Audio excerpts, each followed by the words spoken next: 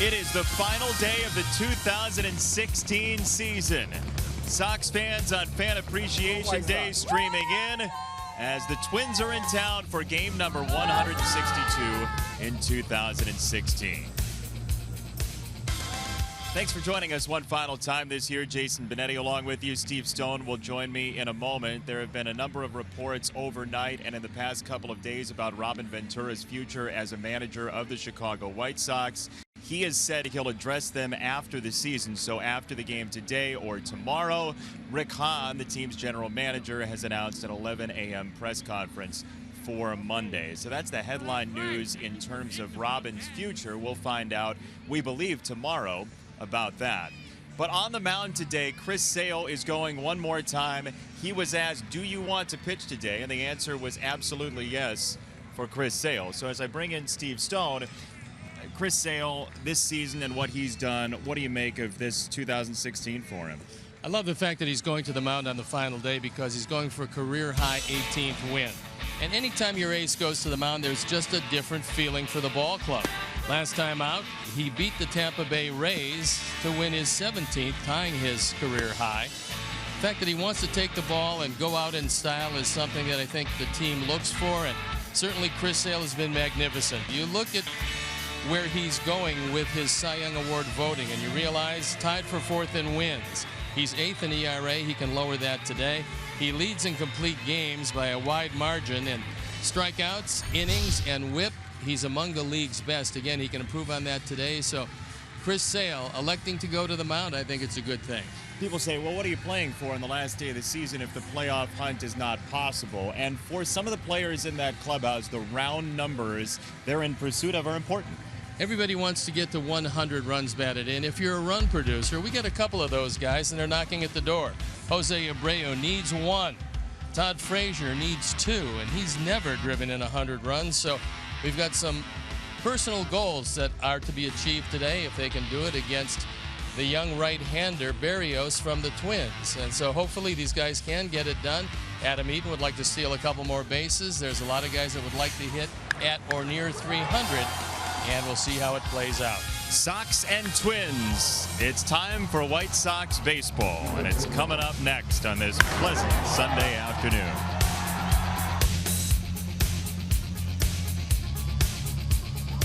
White Sox baseball on CSN Chicago is brought to you in part by Toyota. Discover more in a Toyota. Visit buyatoyota.com or your local Toyota dealer today. Let's go places. Blue Cross and Blue Shield of Illinois. Through it all. Audi. Truth in engineering.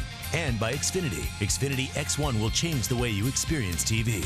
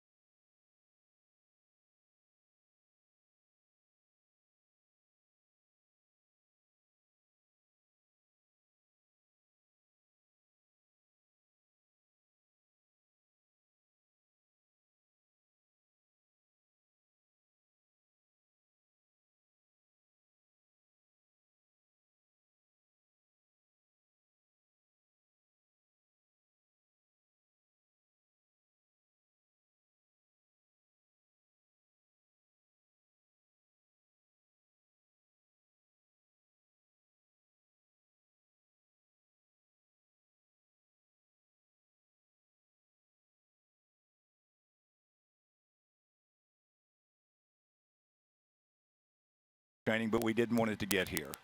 Then what you've done for this game of baseball has been beyond comprehension. You are loved by other announcers. You're loved by players. You're loved by managers. You're loved by owners. You're loved mostly and most importantly by the billions of fans that you have covered in 67 years of baseball. You know, it's our national pastime, and you have been our spokesman for a very long time. So, that being the case, take your soulmate Sandra's hand, go into retirement, and we hope you enjoy it. We love you, buddy.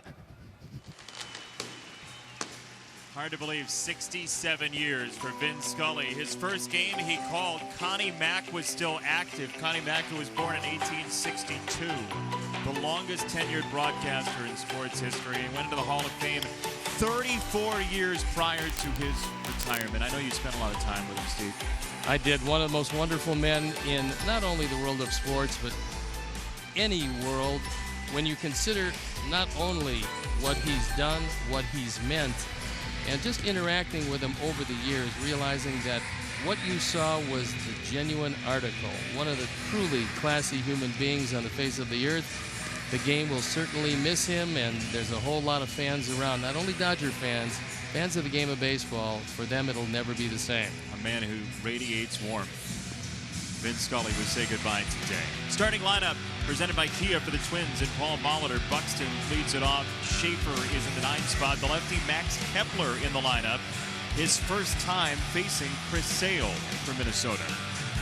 A Honda City defense, and how Robin is going to line them up. It's Melky, Liuri, and Adam in the outfield with Todd Frazier, Tim Anderson, Carlos Sanchez, Jose Abreu in the infield with Alex Avila getting the nod behind the plate. And our Lexus pursuing perfection starting pitcher is Chris Sale, looking for his career high 18th win. His ERA 3.21, 227 strikeouts and 221 innings.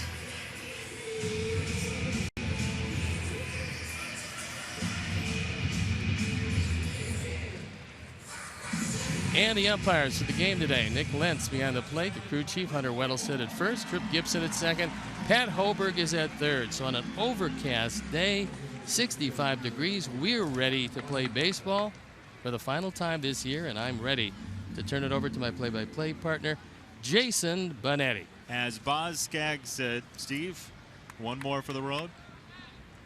This will be a good one. Chris Sale, first pitch, hit in the air, center field. Garcia is back on it, and he can't make the play. It rings off the wall. Buxton can absolutely fly. He's on his way home. Buxton to the plate, and it's an inside the park home run to open game 162. Not only an inside the park home run, but an inside the park home run standing up. It's no contest. We've had a chance in the last couple of days to see Buxton really turn it on from first to home. But this is a chance to watch him turn it on when he leaves the batter's box. And this guy can absolutely fly. Leary gets turned around a couple of times, then crumbles at the bottom of the wall, and here goes Buxton. Gene Glynn, without even a thought of holding him up, 10th home run of the year. Those are sprinter strides for Byron Buxton. Yeah, you're watching probably as fast a man as there is in baseball. Well, that's a shock to the system, huh? Not the best way to start.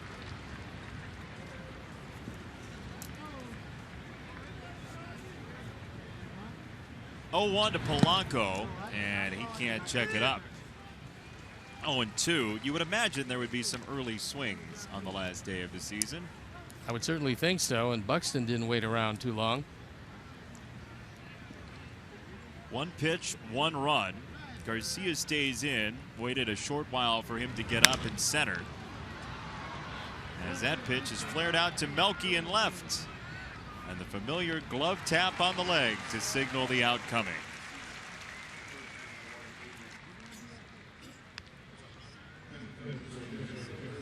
It's the second inside the park home run for Minnesota this year. The first one was off the bat of Eduardo Nunez back in June against Tampa Bay. I think what we've seen over the course of this year was Buxton getting better and better. And it's going to be scary for everybody in the American League, especially for those in the Central Division, if that young man reaches even close to the potential that everybody believes he has. That was his first hit against Sale career. He was 0 for 7 with 6 strikeouts before he crushed that ball to right center field. So Chris Sale certainly a Cy Young candidate every year that he's spent as a starter in a Sox uniform, especially the last 4. He's been up there in the balloting. He's been 3rd, he's been 4th. And you don't know who's going to win it this year, but certainly Sale, according to a number of metrics, should be in the conversation. Yeah, he is absolutely a consideration. Will he win it? You would like to think so. I think this is a year that you might see Zach Britton sneak in. And not exactly sneaking in, because he keeps closing down every game he has a chance to close down. Strike 3 in the corner. Grossman struck out looking. Take a look at a backdoor breaking ball, and this one had the outside corner. Late, crisp break on it. Grossman realizes, number one, that looks like it's coming from second base. So when it starts well on the outside of the left-handed batter's box, I'm not sure how a right-hander catches up to it. Chris Sale has the most negative vertical movement on his slider in terms of up-down movement in toward right-handers as you see it. The most negative vertical movement on a slider of anybody in baseball. Well, he's hit 17 men, and a lot of them have been right-handers on the slider.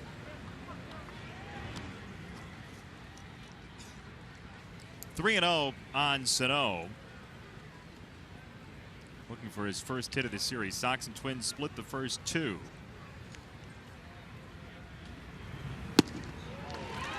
On 3-0, Sano was looking for a drive to Milwaukee. I think Sano is going to air it out this entire ball game, seeing how far he can really hit it.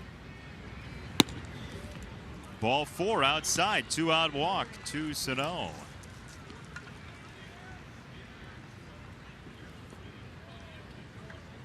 So here's Vargas. Well, Sale, we've talked about it. The strikeouts are down from last year. I mean, how do you top a team record? 274 from last season. But that was his signal from spring training on, is I want to go deeper into games, and I don't mind sacrificing some strikeouts for that. He's still striking out over a man an inning, which is fair to partly remarkable. So although, yes, the strikeouts are down a bit, they're still substantial.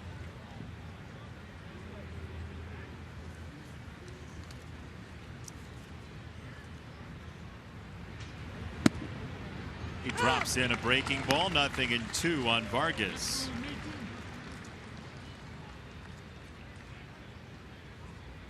Vargas has been a much better right-hand hitter than a left-hand hitter. In fact, over 200 points better right-handed than left-handed. Back foot breaking ball, 1-2 on Vargas. For everybody here in Chicago, Chris Sale pitching has become an event. It's essentially a holiday every 5 days here at the ballpark or across America. It's one of the reasons why he got a standing ovation coming in from the bullpen, which is something you very rarely, if ever, see. That's strike 3. Nice placement on the fastball that locked up Vargas. Twins get an inside the Parker from Buxton to a 1-0 lead.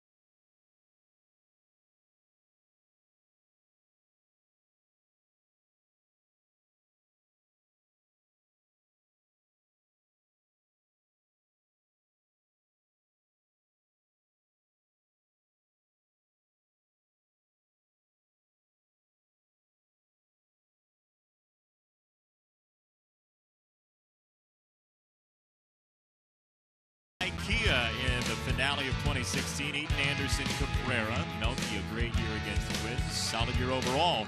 Abreu, Morneau, and Frazier. Alex Avila gets the start behind the plate, then Sanchez and Garcia. On the City defense, and now they're going to line up behind Jose Barrios. Schaefer, Buxton, and Kepler in the outfield with Sano, Polanco, Escobar, and Vargas in the infield. John Ryan Murphy behind the plate, and our Lexus pursuing perfection starting pitcher is the young, hard-throwing Jose Barrios. ERA way up there. He's had problems spotting his fastball. This one's clobbered by Eaton, but right at Kepler. Interesting thing about Barrios is you don't see many pitchers going up over their heads with their windup. That pretty much has gone by the boards, but Neil Allen has decided that he wants Barrios to do that so he can keep his weight over his back foot. That means stay closed longer and be able to finish off his pitches. Barrios, who had a strong season with AAA Rochester, he had a 2.51 ERA, just 74 hits and 111 1/3. He's got a great arm. There's no doubt about that. What he's got to do, however, is locate the fastball. If he can do that, he's got a good enough slider and a changeup, which is a work in progress. Former #1 draft pick, and they're excited about this youngster. He was the 32nd pick overall in 2012. His fastball, although we haven't seen it yet, it's going to top out 95, maybe 96 miles an hour on a good day. But the slider's the pitch. Down and in, 2-2. His last start with AAA Rochester, Barrios struck out 14 AAA Nationals in 8 innings. Somehow plucked a no decision. There's strike 3. A bullseye to the outside corner on Anderson, and 2 down. As we tell you about our picks to click, our final picks to click. I've got a surprise today on picks to click. You do? Yep. Oh, it's Melky. Oh, look. I'm coming for the Crew. They had a 2-game lead as of yesterday. I got the win yesterday. You did. Yep, 1 back. Frazier v. Sanchez for the Picks to Click second half title. You, of course, were the first half winner. However, if you do tie the Crew, you guys have to come out tomorrow and we'll assemble a baseball team, and one of you can't possibly end in a tie. I think the Crew wins the tiebreaker for putting up with the both of us for 162 games over the course of the season. You for 162 and me for 85. Was it 85? So, yeah. No. The Crew is asking in our ears while we're trying to do the baseball game. They're prize mongers. They want to know what they win. They win anything that's left on our prize shelf after this game is over. You can have the Beanbag Participation Trophy. You can have a piece of pumpkin spice cake, which is aging as we speak. We will mail you the pumpkin spice cake if you win the Sox Math second half championship today. 3-1 on Melky Cabrera, whose level of consistency this year was unmatched by anyone else offensively for the Sox. I think it's been a terrific year for Melky. That ball got inside on him. Buxton is there, and it's a 1-2-3 inning for young Jose Barrios. 1-0 Twins.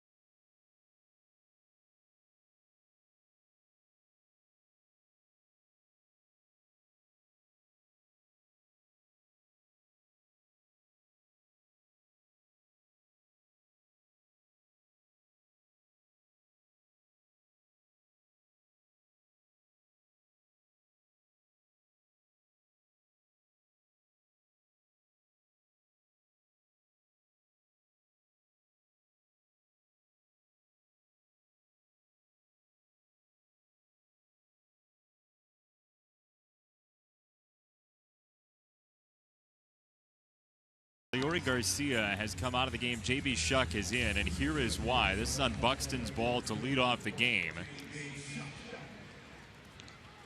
And Garcia colliding with the wall, trying to make the catch. A little bit of an awkward turn as well into the wall. And he was checked out by Herb Schneider between innings.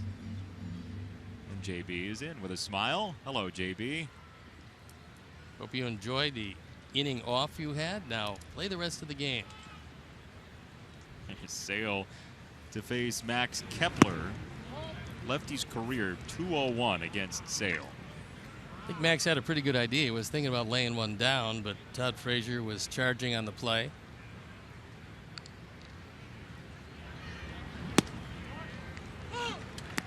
Ball and a strike on Kepler, and we will be watching the games going on around baseball throughout the day today, considering the wild card slots up for grabs.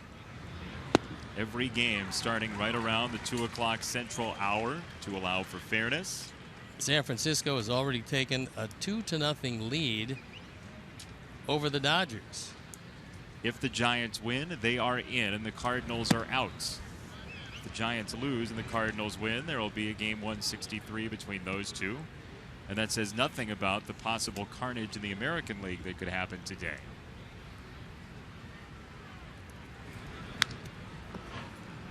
If the Orioles win and the Blue Jays win, it's easy. The Orioles and Blue Jays are the wild card teams, and that's the end of the road.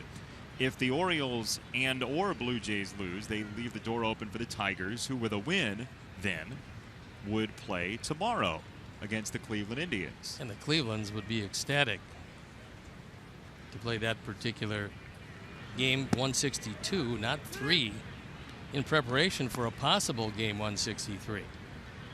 And now if there were a three-way tie after that, then you'd have to have Toronto, Baltimore, and Detroit play that round robin where you pick selection A, B, or C. As Sale paints the corner, strike 3. Kepler whisked away by Chris Sale. Strikeout number 3. Time now for the greater coverage of baseball, brought to you by T-Mobile. And that's what it looks like in the wild card race, with the Blue Jays at the Red Sox, the Orioles at the Yankees, and the Tigers at the Braves. Justin Verlander going in that one. So for the Tigers, a must-win regardless of what anybody else does. Then they have to have a little help. That would have been even more of a mangled mess had the Mariners hung on to beat Oakland last night. Seattle knocked out late last night in 10 innings by the Athletics at Safeco Field. I turned that game on. We got done with the game here. Turned the game on. Not 2 pitches into watching the game, Nelson Cruz hit a 2-run homer to tie the game at 7, and it looked like Safeco Field was going to explode.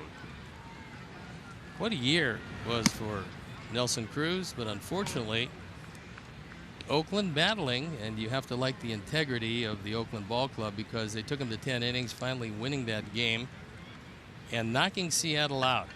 They're starting King Felix today anyway, but it's a meaningless game for the Mariners. Rippled to second. Carlos Sanchez has the second out at the top of the second inning. Sox Fest 2017 is here January 27th through the 29th, bringing ballpark fun to the Hilton Chicago. You will score an autograph or photo with current players, coaches, and White Sox greats. Your favorite areas are back with an interactive space to play games, win prizes, and shop for team gear. A weekend of White Sox baseball that you won't want to miss. Oh boy, Easter. Right around the corner. Very soon. Yeah, knocking at the door. I don't know, I'd be terribly happy if I opened the door and the Easter Bunny was rapping on my door. Seems like a nice fella, but... Sitting on the first base side, a few rows up, enjoying last game baseball. John Ryan Murphy thrown out by Todd Frazier. And how often do you see it? The guy who makes the final play of the inning bats third, coming next.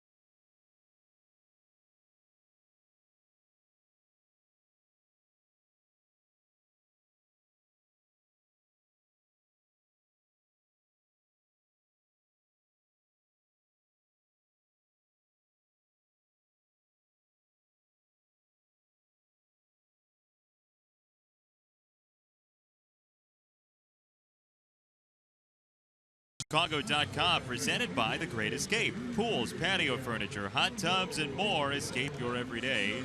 Shop The Great Escape.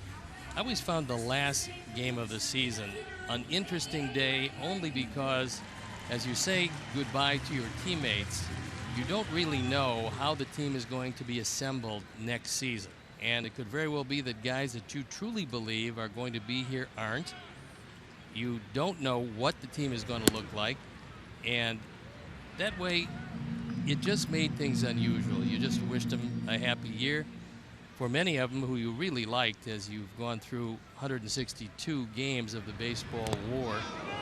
Ooh, Jose on Jose crime. No stranger to getting hit is Jose Abreu, who had that happen a few times this year. In fact, a few being 15. Like that got him off the elbow. But as you are saying goodbye, you just wonder what the team will look like. And of course, in the era I played in, you always wondered if you were coming back, because I was never really one of the stars of the team, and so you didn't know if you would be getting that call and when you'd be getting it from your general manager telling you that we reluctantly had to move you somewhere. Even if he was ecstatic to move you, he told you he reluctantly had to part with you because they were getting 3 bags of balls in return. I thought you were going to say they reluctantly were bringing you back. I thought your phone call was slightly different. Sometimes they felt that way also. Ball and a strike on Moore. No, I mean, it's interesting walking around the clubhouse on a day like today because very much like the cut day in spring training, you see people getting ready for a game while also other boxes being packed. I mean, everybody's shuttling around. It's essentially a large moving day at the ballpark. By the way, Abreu hit, you said for the 15th time, that breaks a tie for 7th in Major League Baseball with Adam Eaton. And they are still well behind the latter-day Roger Dorn, Brandon Geyer, with his 31 hit by pitches this year. Geyer, by the way, when asked about that, said one of his keys is if he gets a fastball from the waist down and it's inside, he never moves his leg to get out of the way of it, because he realizes that part of his game is to get on base and help set the table for the guys coming up behind him. 2-2 is in the dirt. It's 3-2 on Morneau. Frazier on deck with an opportunity, it seems, for those 2 RBIs to get him to 100. Sox trailing on an inside the park homer from Byron Buxton, the first batter of this game today. 3-2 is high and away. Ball 4, 2 on for Todd Frazier, and we say hello to Sierra Santos. Hey guys, Todd Frazier saying at the beginning of this series when the weather started turning bad like it's sprinkling right now that it didn't matter if this entire series got rained out. He would be here Monday, Tuesday, Wednesday in order to get these 2 extra RBI that would put him at the century mark. He even said he would take all the at-bats. So you have that going for you. And I'm getting a little bit of sunflower seeds thrown in my face thanks to Tim Anderson. We'll send it back up to you guys. No lack of fun, though, on the last day of the game. Those will sprout into sunflowers for you by the end of the game, I think, is how that works. Exactly. Thank you, Sierra. It's a strike to Frazier. He wants those badly, real badly. And there they are, waiting for him. Well, you got Buxton, who's not playing an overly deep center field. So if he does get a piece of it, it's probably going to go over his head. Third base and stolen by Sano. Would have been 1. Instead, Miguel Sano going toward the line. Not hit terribly hard, but a little bit higher, and it's at least 1 driven in, and Sano looking for a double play. And heads up base running by Jose Abreu as he gets back.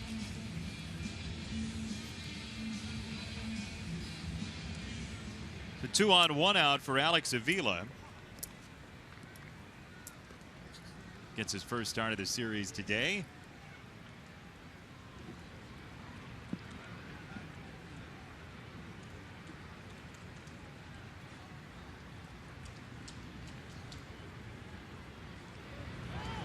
Alex has dealt with some hamstring trouble this year, but what you are struck by with Alex Avila is his level of professionalism, his level of understanding that sometimes you have to answer the tough questions. He's always there. He's the type of guy that's willing to be honest and forthright, and said, look, he quoted the other day saying, hey, we feel badly that we couldn't have done more this year in terms of getting the Sox into the playoffs, especially with an eye to Robin Ventura in his last year of his contract, his last game of his contract as it currently stands.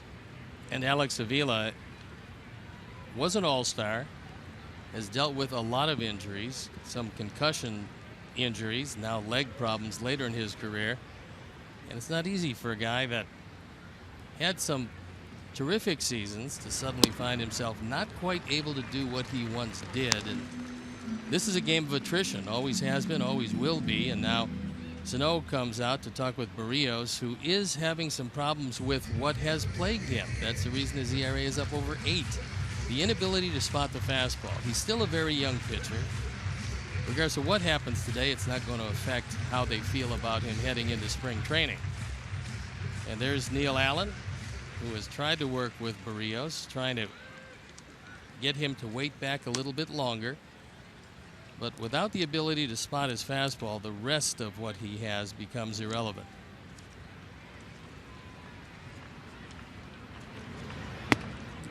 .30 swing from Alex Avila, now 3-1. 11-year major leaguer, Neil Allen.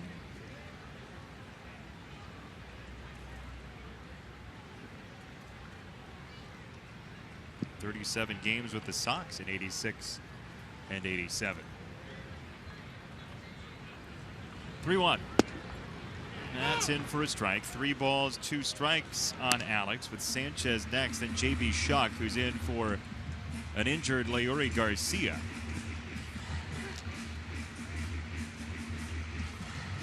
There's Sanchez, who's hit the ball very hard this month.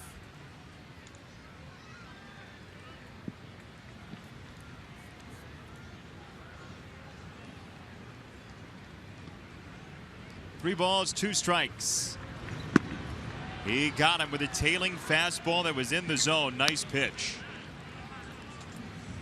This at 94, and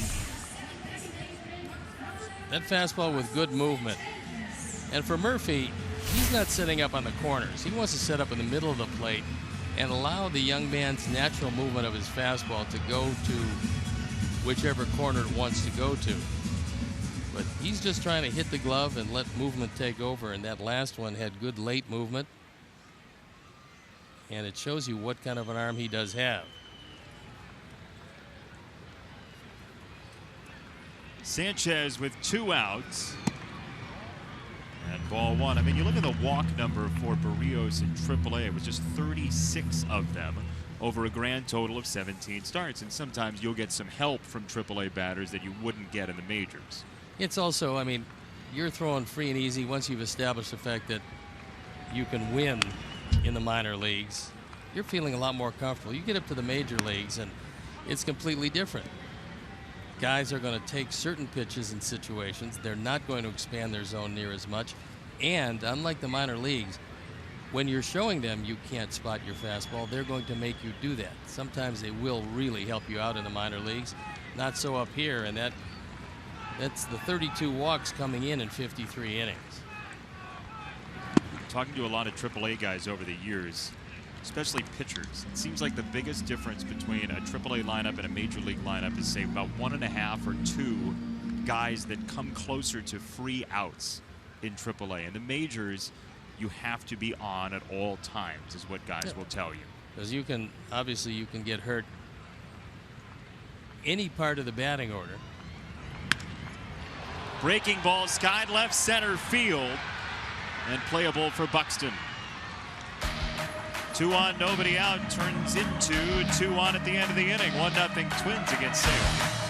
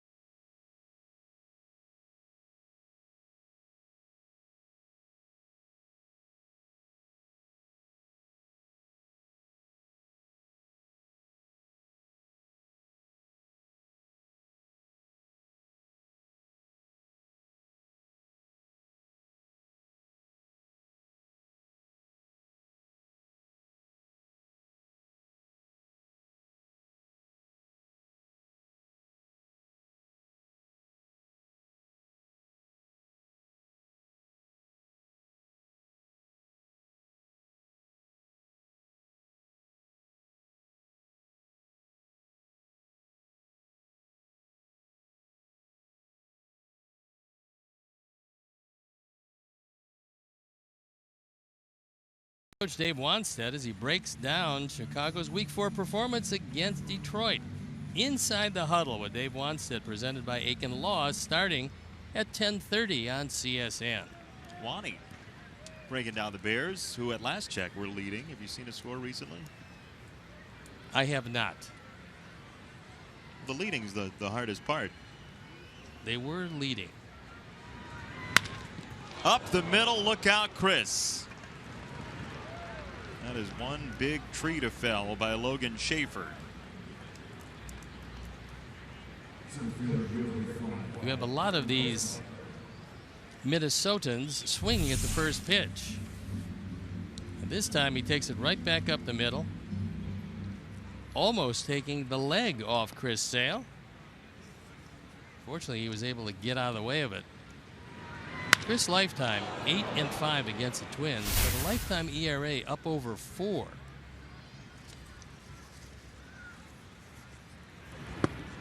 So here's Buxton, whose home run provided the only run of the game and did not leave the ballpark.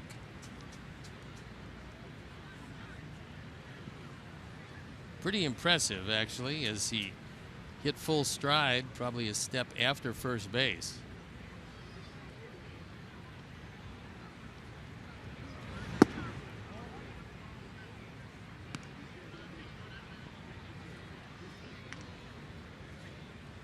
One of the most amazing numbers on these Twins. He's not in the lineup today. That's Eddie Rosario. 4 for 5. The left-hand hitter's 4 for 5 lifetime against Chris Sale. Wow. That's pretty amazing.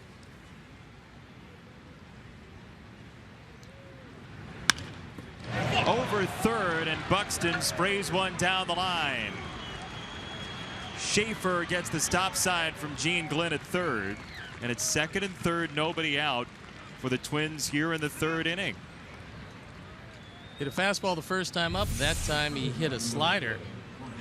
And this ball is up higher than Chris would like. And Byron Buxton hits a line drive rocket into the left field corner. So he's been up twice. He's got 2 extra base hits. Schaefer thinking about maybe scoring, but when Melky got it back in, he wasn't thinking about it anymore. So second and third, infield back in the middle, in at the corners with Frazier and Abreu. And Jorge Polanco takes ball 1. By the way, the home run for Buxton gives the Twins 11 hitters with 10 or more homers in a season. Just the third team in Major League history to do it. And they've done it at 58 and 103.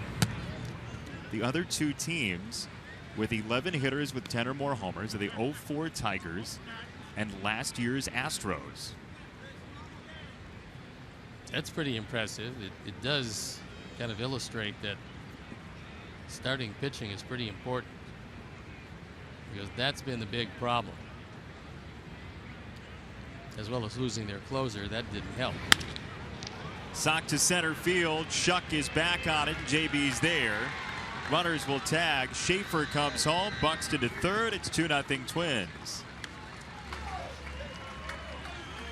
RBI number 27 for Polanco. Hit that ball awfully hard.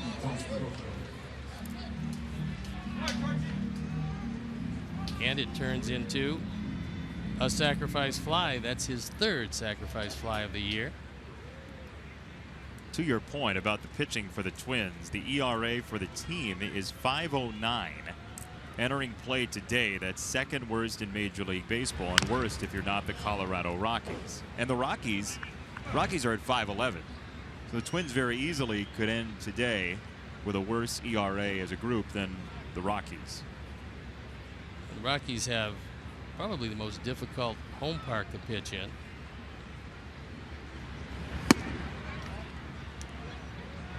Actually, Minnesota has a very good pitcher's park. But this year, it's been awfully tough for them. Ball and a strike on Robbie Grossman. Now 1-2 for a guy who, when he first got to the Twins, was hitting the ball very well, then sunk a little bit, and now recently has swung it better. Came in at 281 with an on base of 388 starting play today. And 100 points better hitter from the right side. 344 as opposed to 244. A little bit more power, also right-handed. Another foul ball. By the way, the Braves have taken the early lead on the Tigers today in the top of the second inning, 1-0. The farewell to Turner Field game. Yankees are threatening in the bottom of the third against the Orioles, trying to force Baltimore into a possible wild card playoff game. 1-2. Check swing slider. And it's 2 balls, 2 strikes. That one really biting low and in to Grossman, but he was able to check up his swing. As Chris looking for a strikeout. Runner at third, 1 out. 2-2. Just low. That one could have gone Chris's way. It does not. It goes Grossman's way, and we'll show you by the Toyota pitch tracks that it probably came over a strike, but when Alex caught it, it was low. Breaking ball again. Frazier at the line will keep it in his glove. It's an infield single for Grossman, but no RBI as Buxton has to hold at third.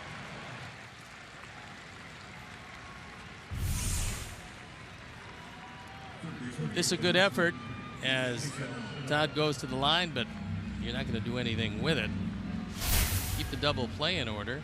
Kind of buried his wrist in his glove as he dove on the ball. And the medical remedy for that is put some dirt on it. That's it. You get a guy in Miguel Sano that's 5 for 8 lifetime against Chris Sale.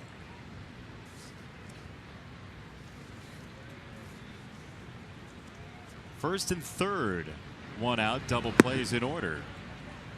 A misty day here at U.S. Cellular Field. Our last day at the ballpark until April. Seems like this entire homestand was a misty day. Yeah, they've been playing misty on us all week. Like playing in London. Which the NFL's doing this morning. So no, that is a massive, massive wrecking ball of a swing. Fortunately, he got the straight change and was well out in front of it. As the rains start falling gently.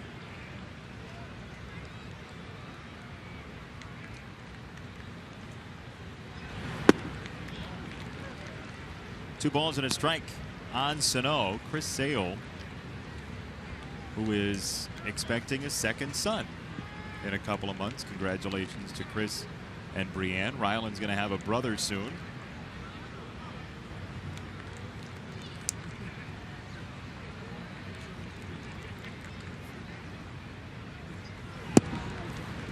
It's inside 3-1 on Sano, who walked on 5 pitches in the first.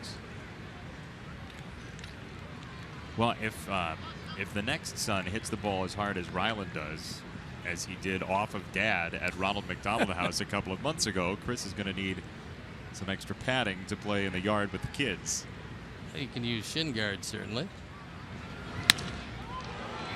Sano lays into one, deep left field, and this is long gone. Miguel Sano, a 3-run home run, and it's 5-0 Minnesota.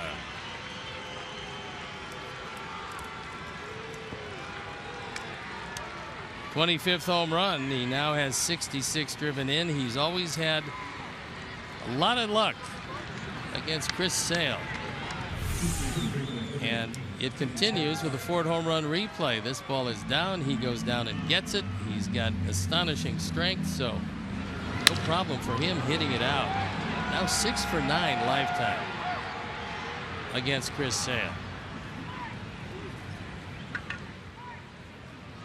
Those are mammoth numbers. And a ball that was hammered to left. So 1-0 on Vargas as Sale tries to settle. And it's a ground ball to Anderson. 2 gone in the inning. Last day of the season is always a little bit of a crapshoot on the mound because you expect, especially if the two teams aren't in the playoff race, there's going to be a lot of first pitch hunting. Well, so don't work the count. There's been a few of these guys working the count. Everybody is still looking for some personal goals. And they got a couple guys on this team that have given Chris some problems. And this is one of the best pitchers in the game, yet he comes in with over a 4-point ERA against the Twins. And he's faced a whole lot of incarnations of this particular lineup. It's actually pronounced Encarnacion. Ball and a strike on Kepler. That is a happy camper with a lot of muscle here in the inning. And that is behind Kepler.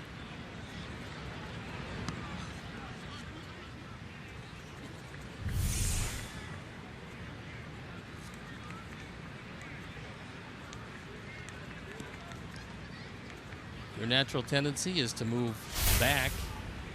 Fortunately for him, he didn't move back too far. Breaking ball in the air to left. And that's a base hit for Kepler.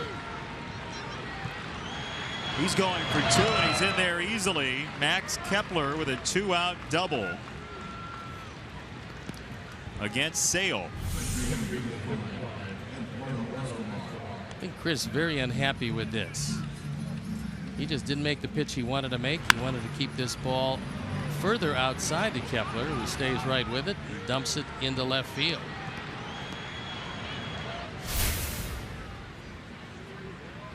It's a lively lineup today for the Twins.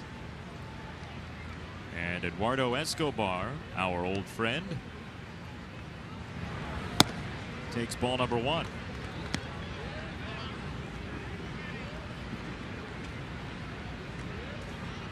You ever pitched last day of the year? As a starter? Yes. In fact, you talked about it. Oh, That that's was right. The Oakland game in Oakland. 73. Then I was awarded the great pleasure of having to fly all the way back from Oakland when the season was over. Very nice. Yeah. I didn't realize that was the last game of the year that year. Thought it It was. was your last game. I didn't know if they had played some more. If you had a game 163 No, in that store that year. that one was so well played they decided not to play anymore. Nothing could top it. Realizing they couldn't get any better than that. I think it was the last game. September 30th. It's a rocket foul from Escobar. I remember, in fact, pitching coach was Johnny Sain, a noted pitching coach who was very good with a lot of different people. And being 6-11 for that season, I went up to him on the plane ride home and I thanked him for all the hard work. And he said, "Son, you did it all yourself." So I figured he didn't want any part of 6-11. But What a guy. he actually did a great job with Jim Cott, revamping his career. Cott was a very good pitcher, came to the White Sox, and Johnny Sain completely changed his delivery. I mean, really speeded him up so then he got it, throw it, and it helped him immeasurably. He was great with veterans who had fallen on some hard times, and he was able to get them back again. As far as kids are concerned, he had a couple of the great guys. Terry Forster and Rich Gossage came up together with Johnny Sain as their pitching coach. Goose went on to the Hall of Fame. Terry got hurt, but he had great stuff. Escobar to left field. Melky started in, and he has it sized up for out number 3. Twins put up a big inning, 4 runs in the third, and a 5-0 lead for Minnesota.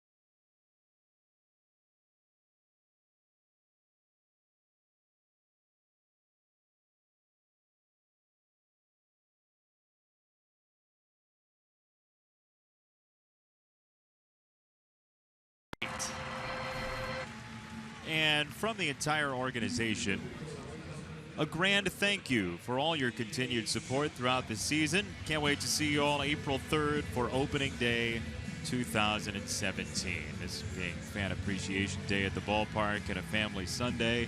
See so many kids and families out, even on a day that's rather dreary, and the Sox playing their final game of the season, game 162. The playoffs are not in sight this year.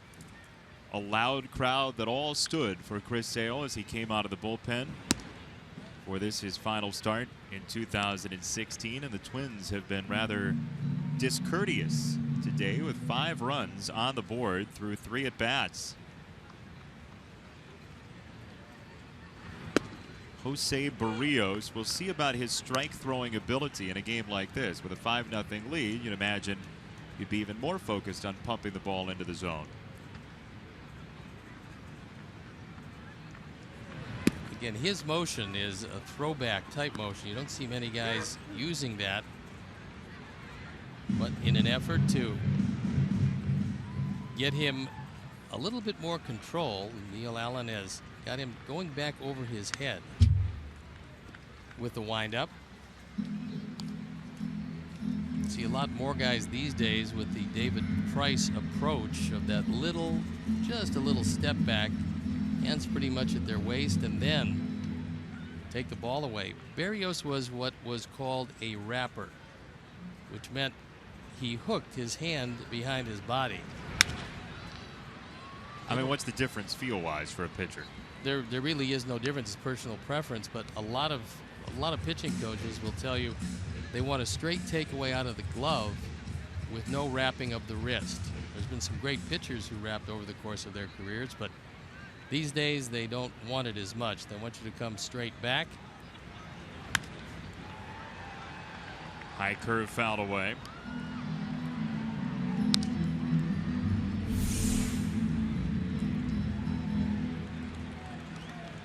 As he drops down with his hand, you see it kind of wrapping behind him. I thought it was more deceptive. I did that also, but The fly ball to left. Schaefer turned around in time for out number 1. been a lot of really good pitchers that did that. Don Sutton made the Hall of Fame, and he was a wrapper. Rick Sutcliffe, Cy Young Award winner, he also wrapped the ball behind his body. I was going to say, I'm glad you said wrap the ball, because the Rick Sutcliffe rap album, Yeah, that probably, no, that wouldn't have done well for him. not a major seller No. in most markets across the country. 1 out for Eaton for strike 1. And we've talked a bunch this year about Adam Eaton's candidacy for the Gold Glove, and we were chatting before the game, and he was pretty honest. And he said, look, I wouldn't be surprised at all if Mookie Betts won it because of his stature this year and what he's done, but Adam feels like he deserves a Gold Glove, and there are a lot of people around, I think you and I included, Yeah. on the list. And look, Mookie's had a great year. There's no doubt about it. But to win the Gold Glove, your job is not to eclipse somebody in batting average. It is to throw people out. Adam's done that with 18 assists this year. Defensive runs saved. Adam has done that quite a bit. So hopefully he does win a Gold Glove. He flicks this ball to left center and down in front of an oncoming Logan Schaefer. It's a 1-out single for Eaton. The Sox with a hit, their first today. Looks like he might have broken the bat, but he'll take it, dropping it into left field. Sox bullpen, by the way, up and going. So you're talking about defensive runs saved. Adam Eaton is second in Major League Baseball in defensive runs saved. He has 22. The only man in front of him is Mookie Betts with 32. That's substantial.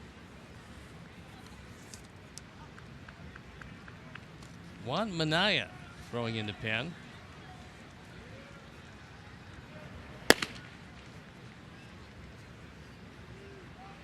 Check on Eaton, who nearly skidded by the bag. Yeah, he did slip off it, and hopefully he's okay. That's a good way to get hurt.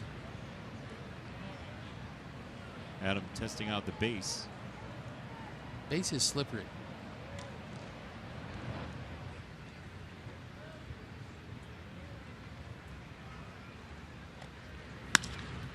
Anderson, right center field. Buxton for round number 2.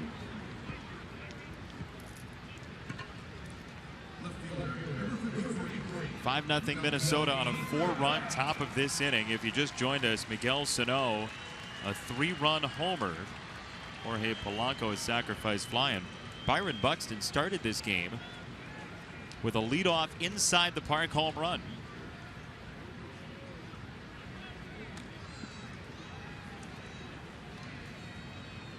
Melky Cabrera against Jose Barrios.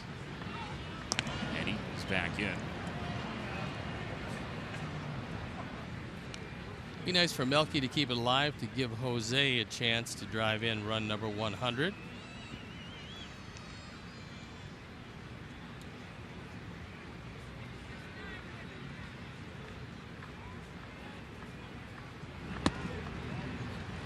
Flutters outside. Ball no strikes on Melky Cabrera. 42 doubles, 2 shy of his career high from that 2011 with Kansas City.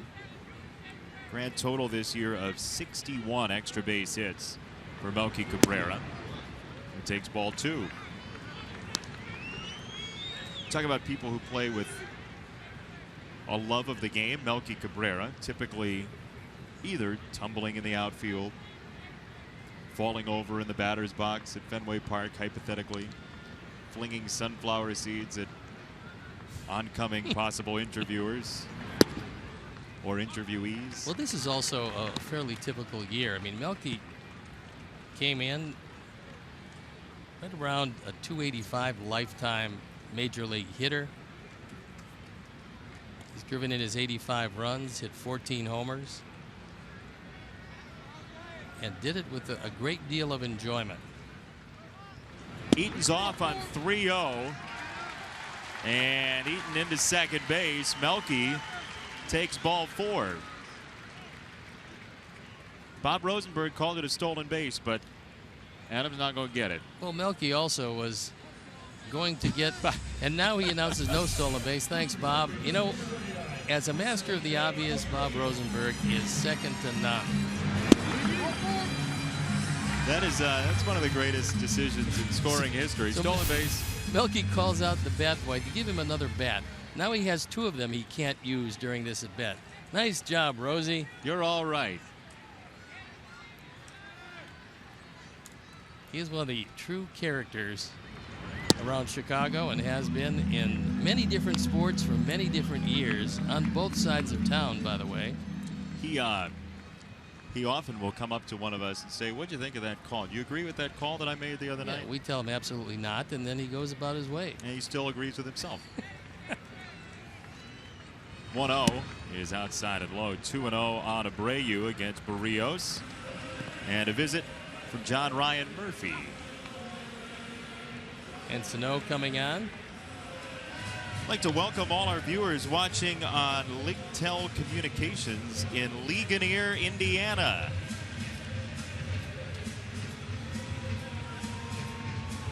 When was the last time you visited Ligonier? Well, it was first getting the phonetic spelling of it. That was the toughest part. That's not on the welcome to Ligonier sign as you drive in.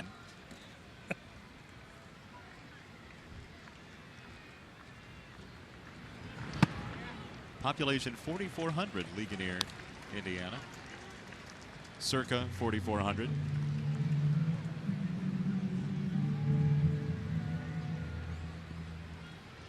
Three and 0 on Abreu.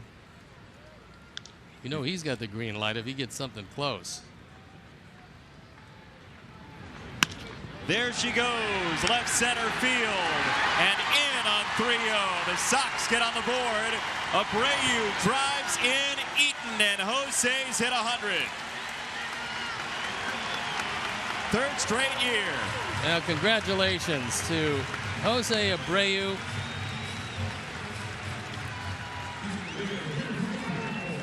.100 of him. He got a fastball, 3-0 count, dumped into the left center field. And that is a very happy moment and a very happy man.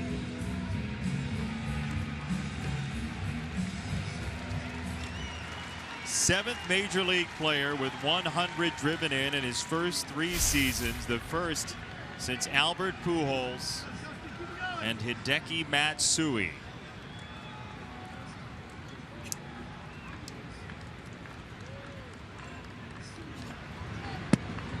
Breaking ball slides in to Morneau. Pretty nice. Pretty nice. Especially with the way this season started for Jose Abreu. Didn't look like 100 was going to be in his sight at all by the end of June. And he was really lit up offensively in the last 2 months. Last 56 games, 43 runs driven in for Jose Abreu. It's a very strong close to what has been for Jose for the most part. And it's hard to say when you look at the numbers, a disappointing year, but I think he would tell you that it many ways is. He'll take the close, though. Jose Abreu has the first run on the board for the Sox. Abreu plates Eaton, number 100 for Jose.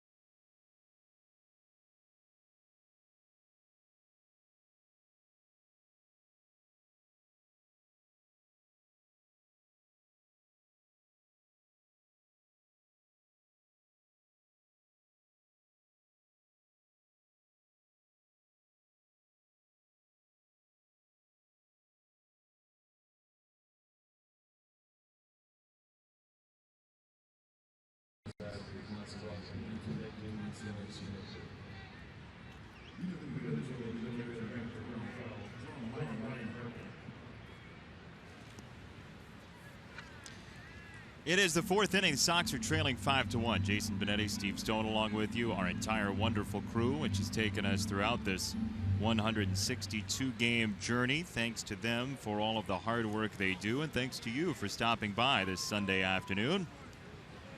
Chris Sale has allowed 5 runs to the Twins as John Ryan Murphy takes ball number 1. That is a fan who's got a lot of giveaways and a sandwich. Yep. New fangs. Looks to me like it has to be a bone of beef. Wrap your hands around. Yep. 2-0 for Murphy. It's a high pop-up, second base side. Sanchez gives way to Eaton with a rebel yell. Out number 1. You can certainly hear it from up here, making sure there was no collision. By the way, we have a great Sox Math prize for the second half champion. You know, we got a bunch of stuff on the prize shelf, right? We gave away a light bulb from the ballpark for the first half championship. Yes, and unfortunately, then Glenn, who got the bulb for you, decided to retire, so we'll be bulbless today. It's true. So we've got a question that's going to take you a little while, but the prize is a good one, I think. Here's your Sox Math question for today. Last digit of the year, the Sox won their first World Series. Multiply the last digit of the year Luke Appling went into the Baseball Hall of Fame. Divide the number of 20-plus home run seasons Ray Durham had with the Sox. Add Robin Ventura's longest hit streak in college. Subtract the number of former Sox taken ahead of Konerko in '94, as down goes Schaefer to 1-2.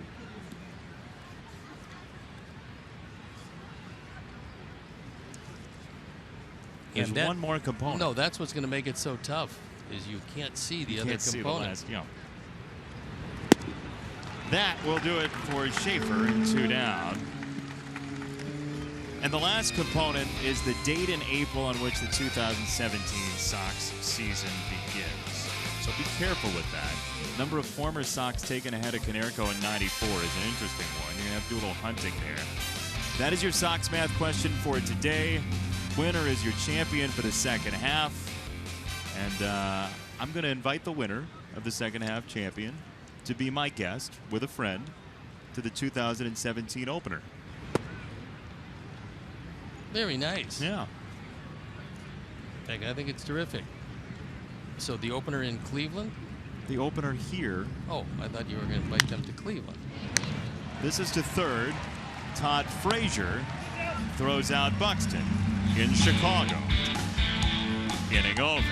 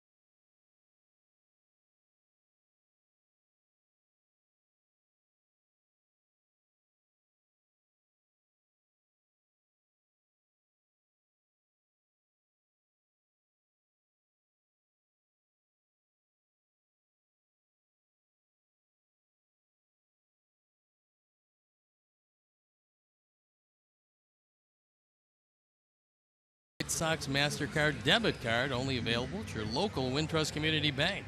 Go to wintrust.com/Sox to learn more. Wintrust Community Bank, member FDIC. Well, it's a 5-1 score. Grab a snack. Enjoy the game. What's in there? I like a snack. What is that, granola? Oh, did you see the kid grabbing on your own? Just stick the hand in there and grab. Yeah. Hey, it's available. Might as well go get it. Todd Frazier attacking first pitch and fouling it away. 0-1. Twins have a 4-run third to their credit today. Sox got a run back in the home third. As Frazier is down 0-2. Wild card races coming to a close today. The Yankees have their first run, trailing the Orioles 3-1 in the 5th. Tigers are still down a run to Atlanta 1-0. And Toronto and Boston are even in the 4th as well. Tigers lose, they're out, and Toronto and Baltimore are both in. Tigers win, and Baltimore and Toronto would have to win to clinch a spot today. They'd still have the option of clinching later, even with a loss today. Meantime, the Giants are putting away the National League wild card very quickly this afternoon with a 5-0 lead in the home third over the Dodgers in Vin's final game. And the Dodgers have yet to get a base hit. It's against Matt Moore.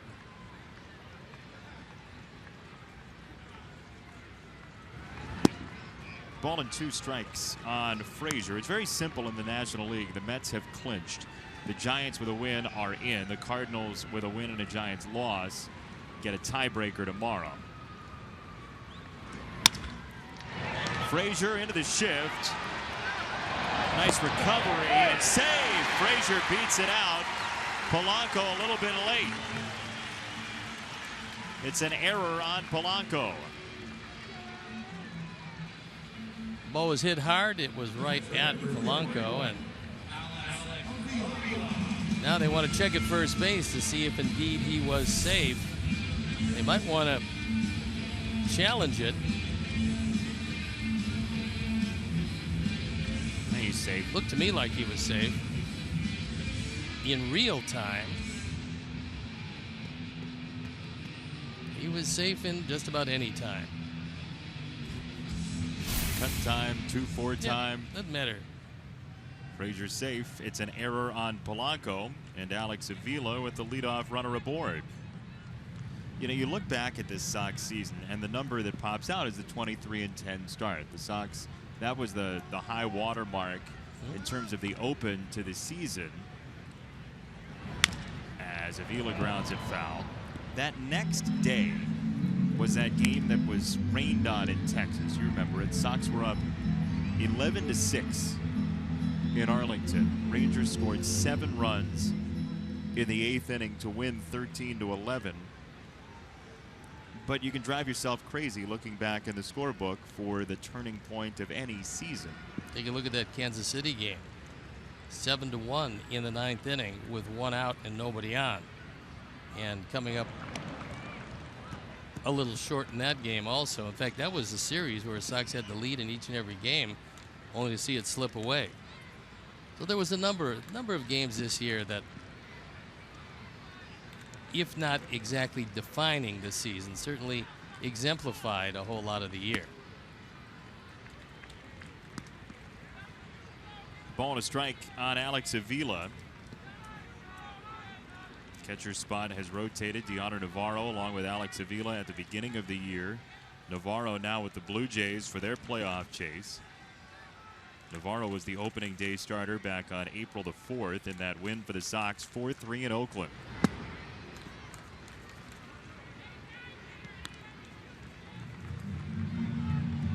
Grand total of 4 of the players in the starting lineup that day are either no longer with the Sox or on the disabled list.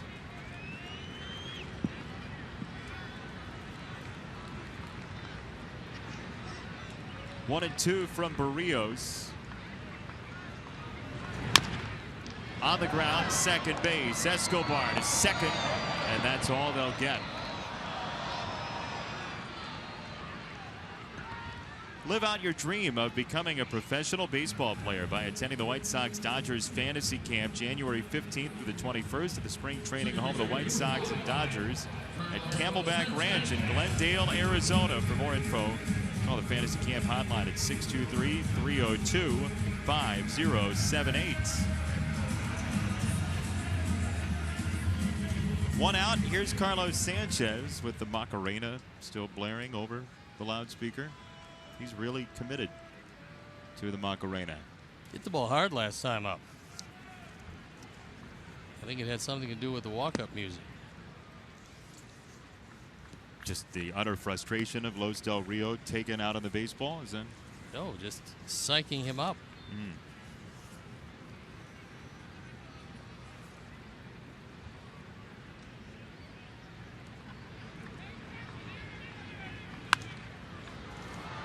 Vaulted high in the infield. Who's got it? You got it. Vargas has it. And 2 out in the 4th.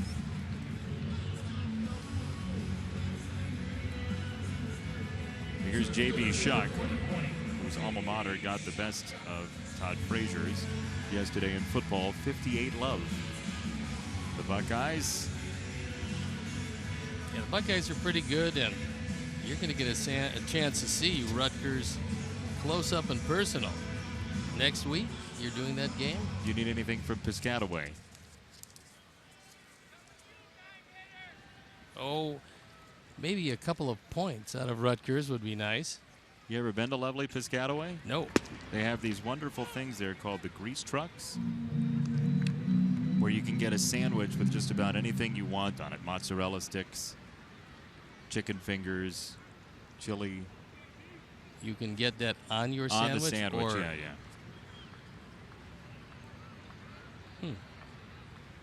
Might be a health code scare or two attached to it, but it's quite tasty.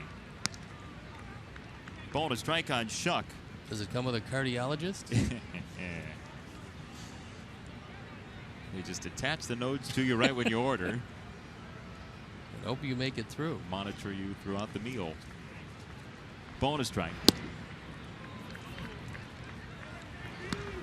2-1 for Shuck.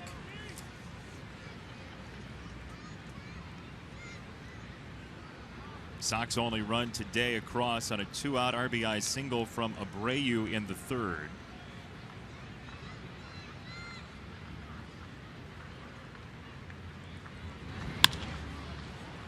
Shuck to right field. Max Kepler is oncoming.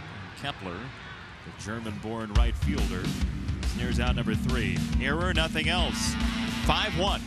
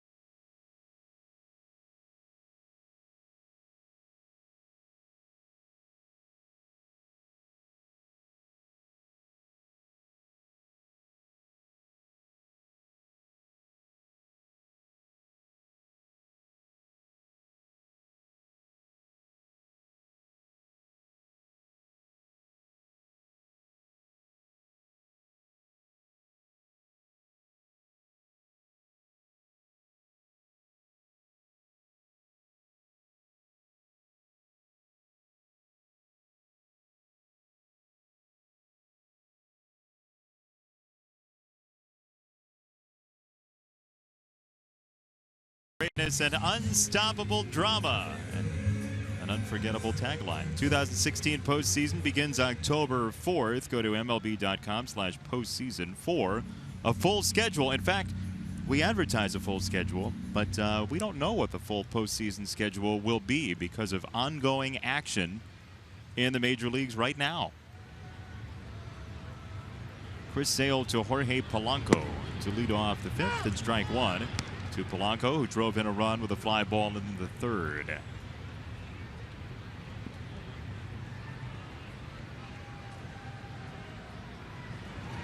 Tell you what, as the Sox found out just before the All-Star break, the Atlanta Braves have played some testy baseball the last few months of the season. They are leading the Tigers today. The Tigers and Justin Verlander, and the Tigers, through 4 innings, have managed just 1 hit.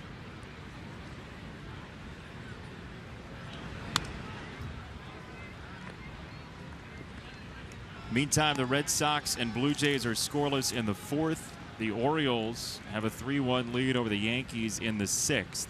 So if those scores were to hold, it would be Orioles, Blue Jays in the wild card, and we would need no tiebreak games after all of that bluster the last couple of days.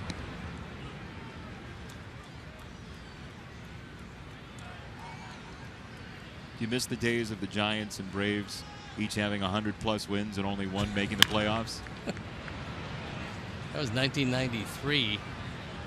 And the interesting part about that year was John Sherholtz general manager of the Braves, was waiting. He was trying to get the best deal he possibly could for Fred McGriff. You remember Fred McGriff coming over from San Diego at the time. Strikeout number 5 for Sale, 1 down. And so the Padres wanted a couple of people that John Schuerholz would not give them. Eventually, the best player was a number 7 on the depth chart, a guy by the name of Melvin Nieves, who went from the Braves to San Diego, as well as a package of players. And when they finally did get Fred McGriff, they went 51-17 the rest of the way to win 104 games and beat Dusty Baker's San Francisco Giants, who won 103 games, making them only the second team to win over 100 games and not go to the playoffs. Could you imagine the uproar, the realignment conversation, everything that would come from a 100-plus win team not making the playoffs in baseball right now? Well, I was involved with one in 1980 who won 100 on the nose and went home because the Yankees won 103. I can tell you, when you have that kind of a year and you don't go to the playoffs, you don't go to postseason play, it's a little frustrating, as the Dusties found out in '93. They put an end to that, however, with the wild card. It was the next year. 5, I think. Was it 5? 95, I believe, because 94 was a strike year. That's right. So, yep, they decided that they didn't want to see that any longer, and they wanted to keep more teams involved for a longer period of time. And now with 2 wild cards, it certainly has worked out.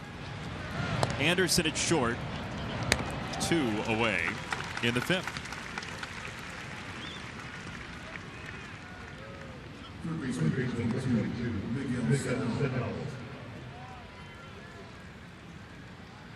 So Miguel Sano coming up, who homered off of Sale earlier.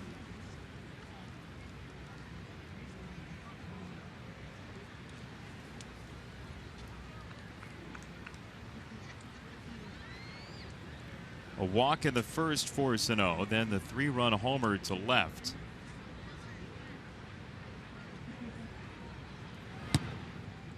Yeah, well, the strike year, they went to the 3-division format. Because the Sox and Indians were in the Central together. It was a 1-game spread in the Central in '94 when the strike happened. So the first time we actually saw the wild card in progress was 1995. Yes. Okay. Yeah.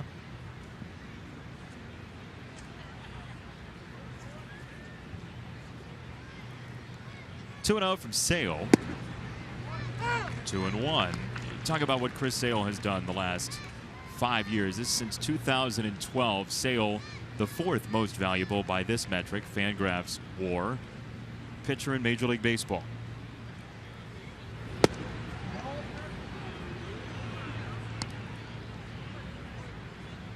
We see it on a start-by-start basis, how good the stuff is. Stuff is usually just outstandingly good.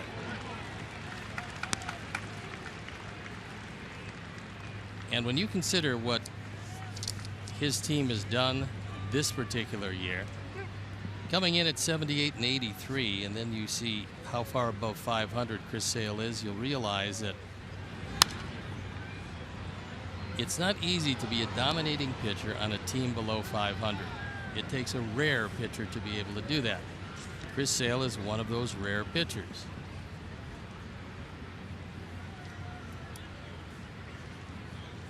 Got the best American League ERA since 2012. Coming into today, it was at 3.01 over the past 5 seasons. This is a breaking ball that's just lethal to the outside corner to get rid of Sano. Sale strikes out his 6th.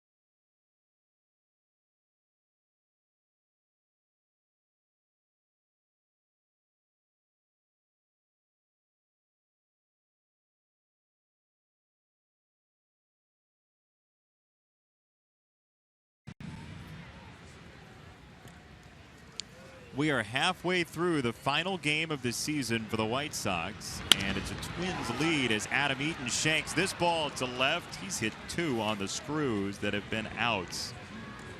And 1 away.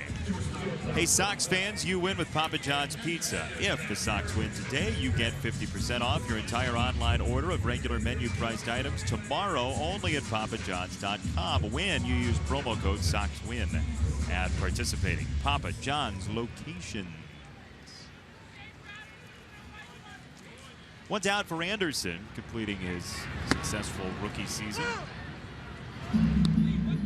21 doubles, 6 triples, 9 homers with a 23-year-old shortstop. And he'd love to finish it off with a flourish with at least a hit in this game. So I think, and I don't want to be presumptuous, I have been occasionally presumptuous in the past, but I don't want to be anymore. That's one of my resolutions. It's not even New Year's, and you're already being resolute. Right, but American League MVP. You think Tim Anderson? I think Tim Anderson will be given consideration. You say that'd be a little presumptuous. That would be presumptuous. And although I think Mookie Betts is going to be given a lot of consideration, I think we've talked about David Ortiz having the inside track on that. Although, you know, Mookie's had just a wonderful year. David Ortiz tied for the lead in runs batted in. 127 of them at the age of 40. That's strike 3 to Anderson, his second strikeout looking, and 2 away. Here's your Sox Math answer for today. And Mike Ganella is the winner of the second half championship. Last digit, 1906. 6, Luke Appling, 4. That's 24. 1 20-plus home run season for Ray Durham. Robin Ventura's longest hit streak, 58, still the longest in college baseball. And more to come. Ball number 1 to Melky Cabrera, the 2 players selected in the '94 draft before Paul Konerko, who then ended up playing with the White Sox, were Dustin Hermanson and McKay Christensen. In the air left side, and foul. Sano was on it, but couldn't squeeze it, and it's 1-1. And we'll have another chance. Yeah, the final number was 3, April 3rd, 2017. It's amazing to me that Dustin Hermanson was actually picked that high, coming from the bastion of academia that he did. Do you have any idea where he went to college? So the answer would be no, you don't have any idea. So I'll tell you. I was talking to the truck. Well, I know that. Did the truck say anything in return? They did. Hi, truck. 2-1 on Cabrera. On the ground and rolling through. Base hit for Melky. 2-out single. If anything that does it, that should be it. The determining factor. Also, take into consideration the walk. Without the walk, wouldn't have allowed Abreu to drive in his 100th. So Melky, a big contributor in this one. Dustin Hermanson went to Kent State University. Just thought I would let you know. Do you have that. a reunion party planned for you and Hermanson and Travis Shaw? Well, and a few others. Which ballroom is that in? Stick Gene Michael, former general manager. Yeah. Antonio Gates, does he get to come? He's too big to come. We hired a small room. There's a clearance as you walk into the ballroom? Yes. The Golden Flashes party. Had some good folks come out of there. Surprised they were able to get in with those academic standards. Rigorous? Whew. Yeah. Yeah, in fact, you know, most of the folks who couldn't get in there turned down, wound up going to Yale, Harvard, Michigan, schools like that. Amherst. It's a 1-1. 2-1. You were a history major, right? History and government. Yeah. Just in case. I think you may have the history of some of those Ivy League schools incorrect in terms of their admissions procedures for Kent State cast-offs. 2-1 on Abreu. Cabrera at first, and there's ball 3 from Barrios. Great thanks to all of our Sox Math players this year, by the way. We've had some fun with you. You've had some fun with us. We had our official Sox Math appeal process come into play a couple of times, and the appellate court always listens. And you can appeal anytime you want, even in the off season. Although next year we're thinking of putting a fee to appeal. Ooh. Giving it to some of our favorite charities. Nothing says true democracy like levying a cost for one of your true freedoms. The appellate process? Uh-huh. 3-2, check swing, ball away, didn't go, ball 4. The inning's alive for Justin Morneau.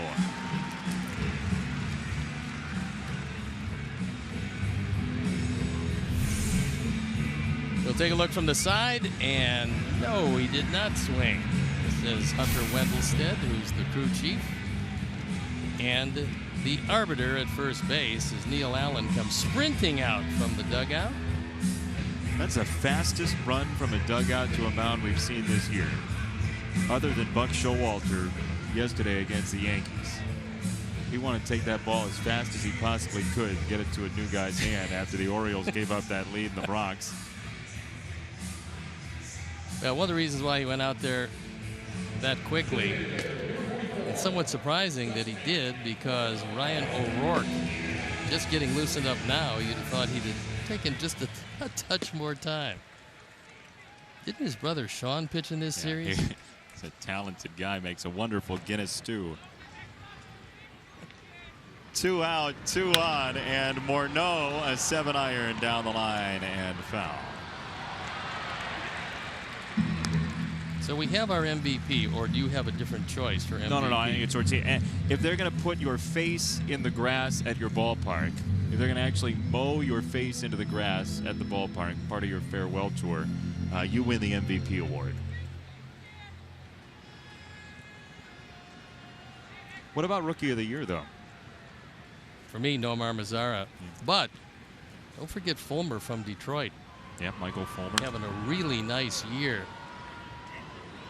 You know, it still is, it's interesting, unless a rookie has 15, 16, 17 wins, many times the everyday player is going to get the inside track. I think Mazara probably wins it this year, but we'll have to wait for that. Cy Young Award we talked about. You think Britton? I think it's going to be a surprise, and Zach Britton wins it. Although, you know, you take a look at some of the other guys around. Porcello with 22 wins, Happ with 20. Kluber with 18, but Corey Kluber has some otherworldly numbers in the other categories.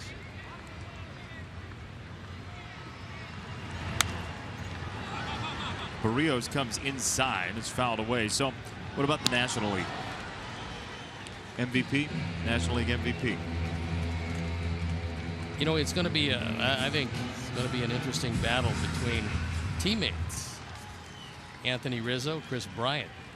I think maybe at the end, Anthony Rizzo edges him out with an edge to defense because he's played a wonderful first base this year.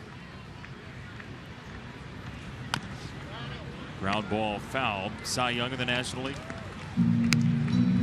Good question. I agree with you. I think Rizzo MVP. Cy Young for me is going to be Jose Fernandez. Whether or not you think he's got the numbers to deserve it with everything that's happened, I think he went the Cy Young posthumously. Well, they could. I mean, you look at all of his numbers are great.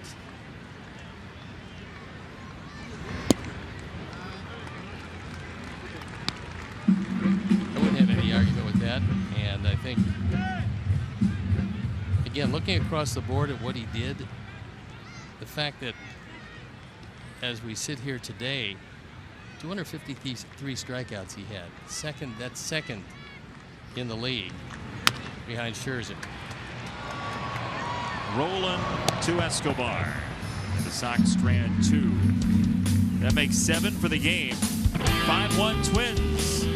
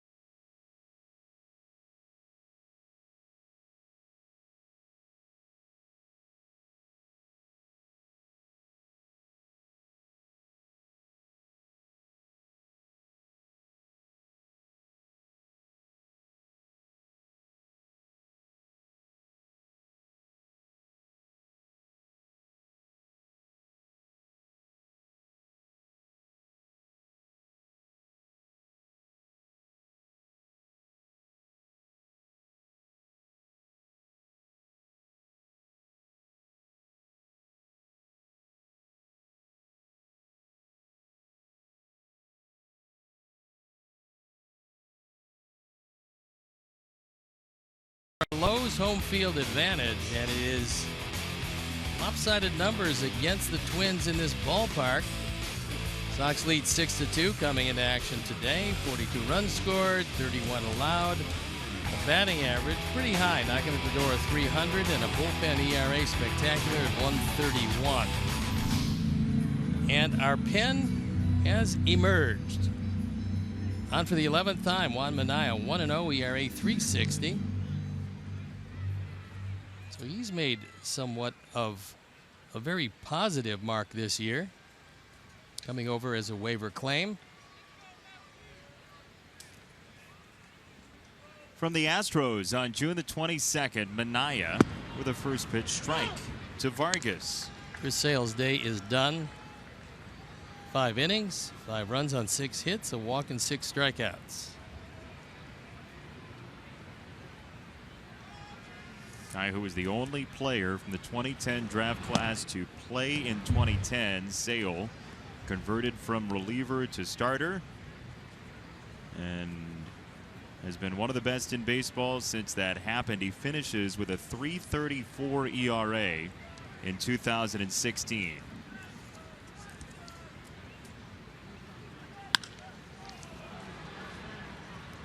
Center field, J.B. Shuck. Off the bat of Vargas for out number 1. Should they even hold the National League Rookie of the Year balloting, or just deposit it to Corey Seager? Right, Seager in a landslide, to beat all landslides. Yeah. But if Trevor Story had stayed healthy, it would at least have been something of a race. Don't you think? Yes, but part of the way you win the Rookie of the Year is actually to play. Sure. I'm offering a hypothetical, considering your new legal process where you have to pay to appeal. That's because it goes to charity. It does. Yes. Which charity? Well, one to be determined Oh, that. by me and me alone. That sounds philanthropic, upstanding, and above board all at once. Don't worry, we will let you know somewhere later in your life what charity it went to. Why does this charity end with LLC? Okay, so executives of the year. How about that for you? Mine is John Daniels of Texas in the American League. Okay. I'm not going to dispute that. Could go with Dave Dombrowski with Boston. Could. Inside and hitting Kepler, who has gotten one thrown behind him today and one in his body today. This after some shenanigans with Tim Anderson the other night after a home run that Tim hit, and he watched a little bit. got him off the belt, although probably didn't feel great. We play baseball's fastest growing sensation, intent or no intent. Kepler doesn't care. He's just got the bruise. 1 on, 1 out for Escobar. And the other executive of the year, take your choice. Jed Hoyer, Theo Epstein, depending on which executive you care, you might make them 1 and 1A. Yeah, I think there's no doubt that it's the Cubs front office. When you cash that check that they just cashed for the future, they're going to get an award for what they did. They've already gotten a good portion of it, along with Jason McLeod, who also got an extension. So they've tied up the front office for quite some time. Gotten 102 awards this year in the win column.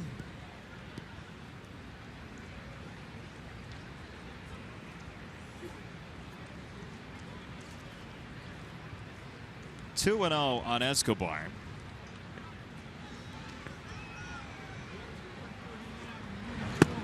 So my question to you is, if you had to pick right now, yes, which of the wild card teams that are still in play has the best chance of winning the World Series? We've seen it so often that a wild card team can run the table.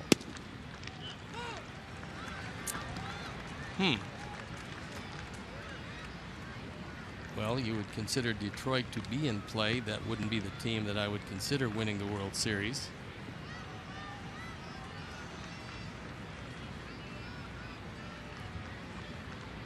Maybe Toronto with the offense and the bullpen. That's ball 4. Escobar's on. 2 on without the benefit of a hit for the Twins here in the 6th. I think Toronto might come a little short in the starting rotation business. One of the teams that I think, and I would think they are going to get there, especially leading 5-1 in the middle of the 5th, San Francisco. Got a chance to be pretty tough. They've got good pitching. They got a wonderful ballpark for pitching. They find a way to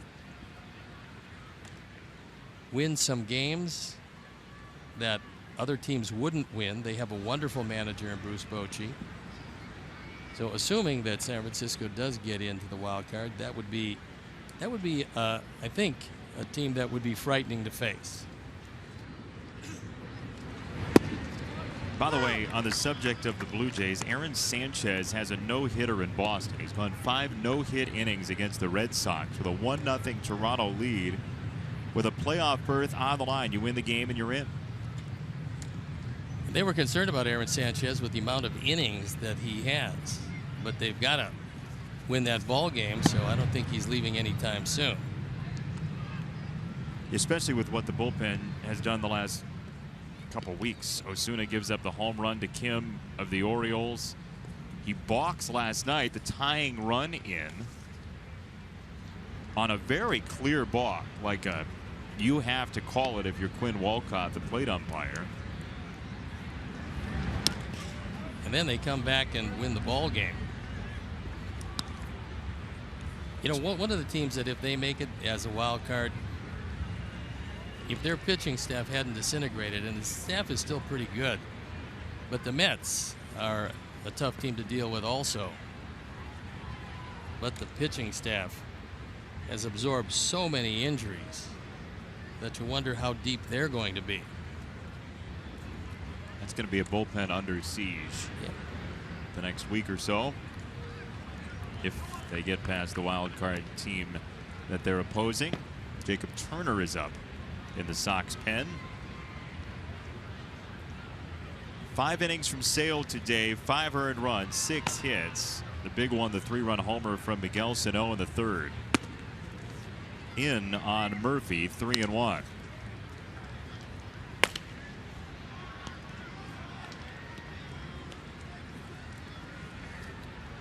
So 1 out in the inning. Kepler hit by a pitch, Escobar the walk, and 3-1 on Murphy.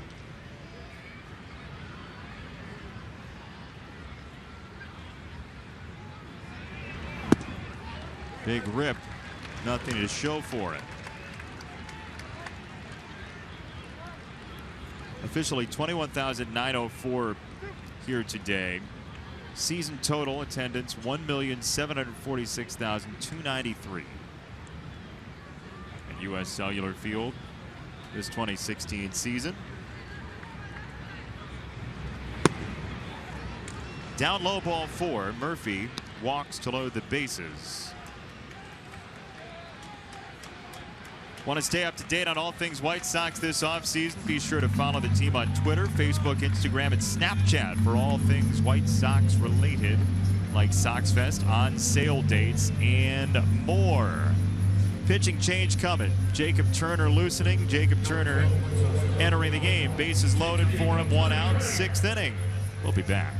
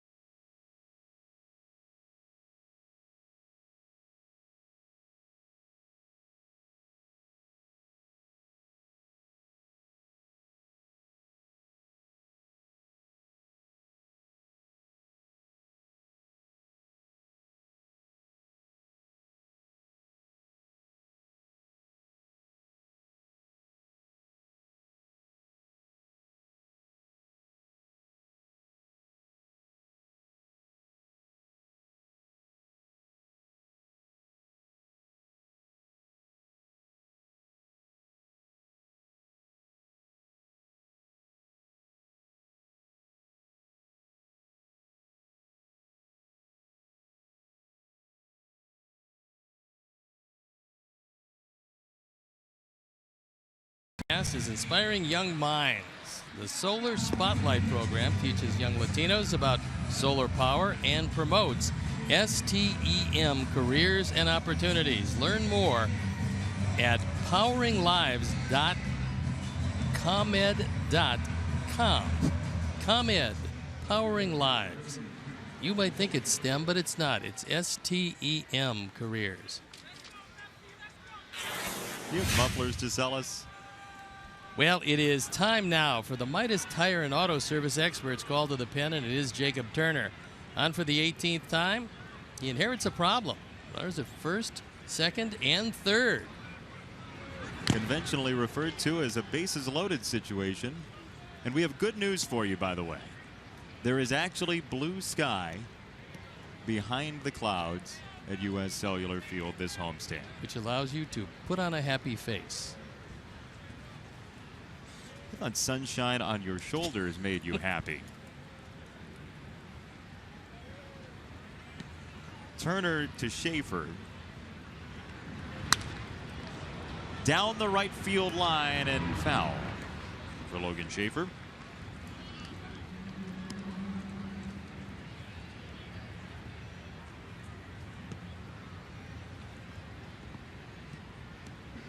Sox trying to finish the home season 11 over. A win today would do that. 45-35 as it stands right now.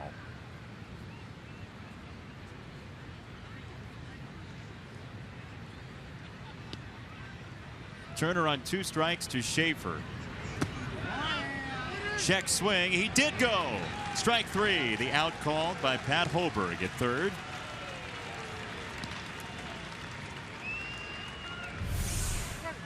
Tried to check it up.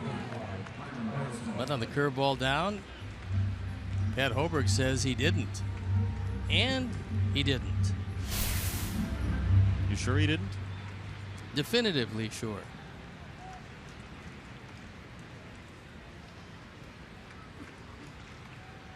Bases loaded, 2 out for Buxton, who has had a whale of a day with a leadoff inside the park homer starting his afternoon.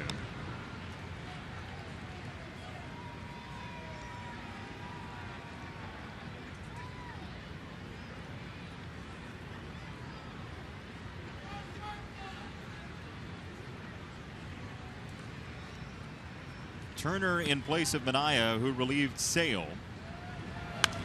Chris today 6 strikeouts, making 233 for his career in 2016. And you look at his career numbers. 3 of the top 7 strikeout totals in Sox history. 274 last year. This year 6th, 233, and 2013 226 of them. And far and away the most 10-plus strikeout games in Sox history.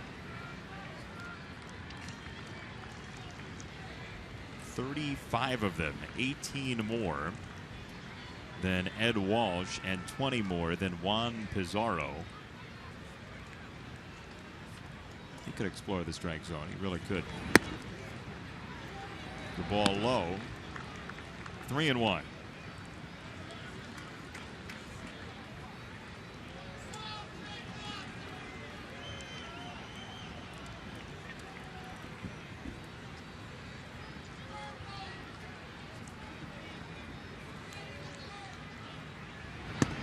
That's inside, and that's ball 4, and that's a run for the Twins.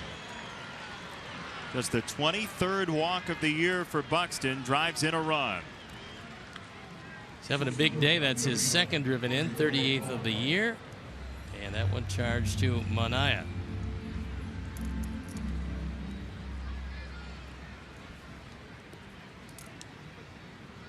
Polanco, the batter, after a 2-run homer last night and an RBI single in the opener. He has an RBI in all 3 games with a sacrifice fly in the 3rd this afternoon. Ball low to Polanco, part of a young core for the Twins that we've heard about, but there are also some spots that they're going to have to smooth over as this offseason progresses. Polanco just 23. Well, the first thing they have to do, they've got to get their front office in line, which they believe they're most of the way in doing.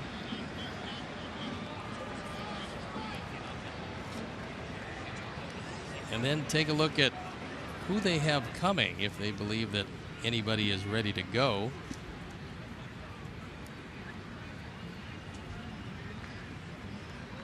Don Cooper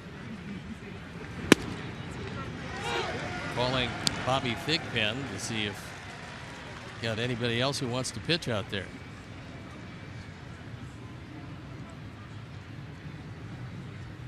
Bobby going for a couple of pieces of sports equipment that he may hand to somebody to throw soon.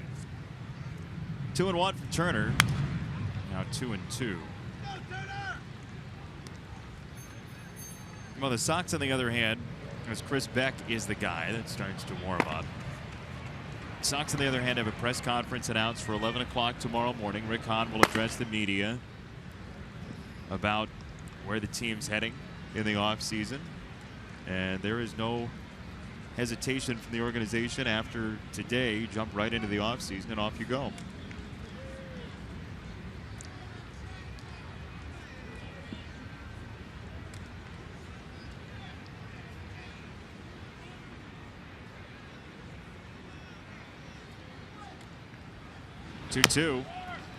First base side. Abreu, the flip, and Turner for the outs. Bases left loaded for the Twins. They get a run without a hit. 6-1.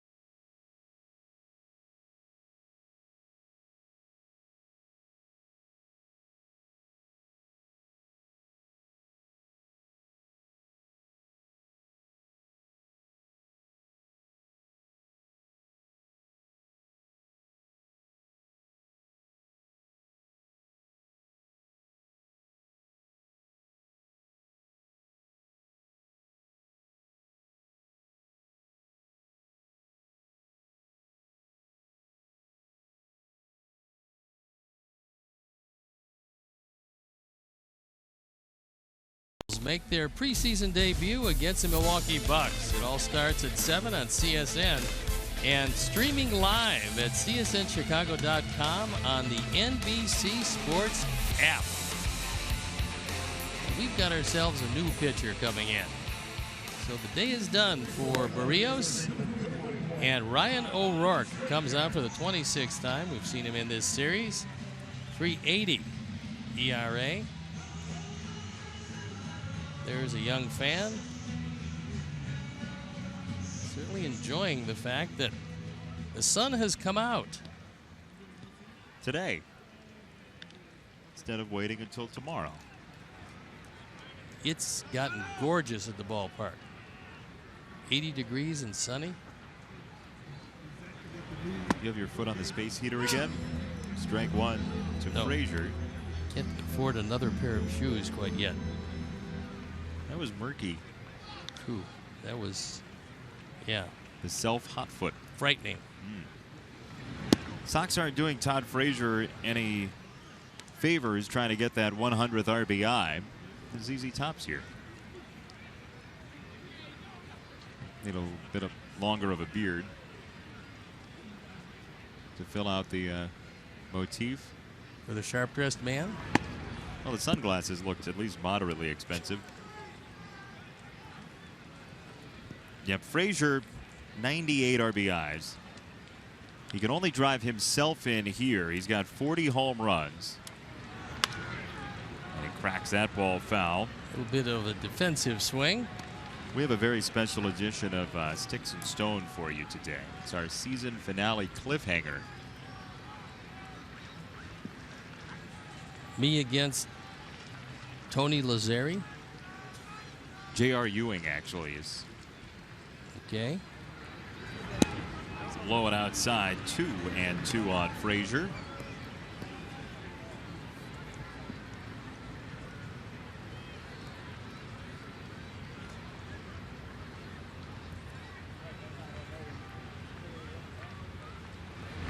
I'll give you a trivia question that would be normally hard to answer. Okay. Now, you know that I hit 100 over the course of my career. I do, yeah. Batting average in my first year. I don't know. That's strike three for Frazier. We'll leave that for later. Here's your question for Sticks and Stone today. Steve, how'd you do against Major League Baseball in 1980? How did I do against them? Yeah, overall. Well, if you throw out win and loss record, not that good. That's not true. I think I struck out more than I walked.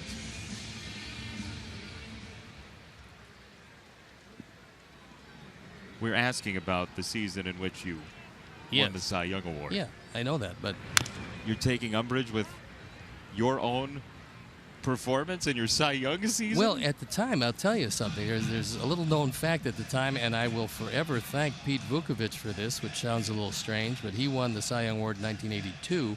When I won the Cy Young Award in 1980, it was the highest earned run average to ever win the Cy Young Award. Is that right? 323. To which I thought, this would be an ignominious type of award to control until Pete Vukovich's 340-something won it in 1982, to which I am eternally grateful to him to have ascended to that lofty goal. You started 37 games that year. Well, you went complete 9 of them. Yeah, and 250 some innings, I believe. Yep, 250 and 2/3. Yeah, so that was good. You won the award, and you're being self-deprecating. No, I mean, you can't. There were some very good times. I had a wonderful baseball team that kept scoring more runs than I kept giving up. That was a big factor. And the relievers in that year, most amazing number that year, the relievers didn't blow one save until the final game of the season. That is amazing. So when you have a bullpen that does that, you're going to have a pretty decent year. There's the answer. They hit 241 against you. Just 22 homers in 37 starts. 149 strikeouts, the ERA at 3.23, a complete game shutout, and ye old Cy Young. Again, only 5 triples. So strike 3. Alex goes down swinging, 2 out for Carlos Sanchez. That was a going away present from us to you. I think it's terrific after you put up some of the guys that you put up this year. I think of all the guys you had in Sticks and Stone, 92% of them were left-hand hitters. You only faced lefties. I think it was in Major League Baseball's contract against you. I think what's surprising that year, out of all those numbers that you had, was that I only gave up 22 home runs, because I usually gave up a lot of home runs being a high fastball pitcher. So that seemingly was good. It's interesting you call yourself a high fastball pitcher, because when I bring up your name to people, the first thing out of their mouths is the curveball. Yeah. Well, I mean, that's obviously that was the best pitch I had, but I threw a lot of high fastballs, consequently a lot of home runs. I should amend that. First thing out of their mouths about baseball is the curveball. Oh, okay. The first thing out of their mouths in general is how much you spring for lunch. Well, that could be true. Which is much appreciated by someone sitting to your left today. 3 strikeouts for O'Rourke. And the inning comes to an end. We'll play the 7th. After this, more self-deprecation from Steve.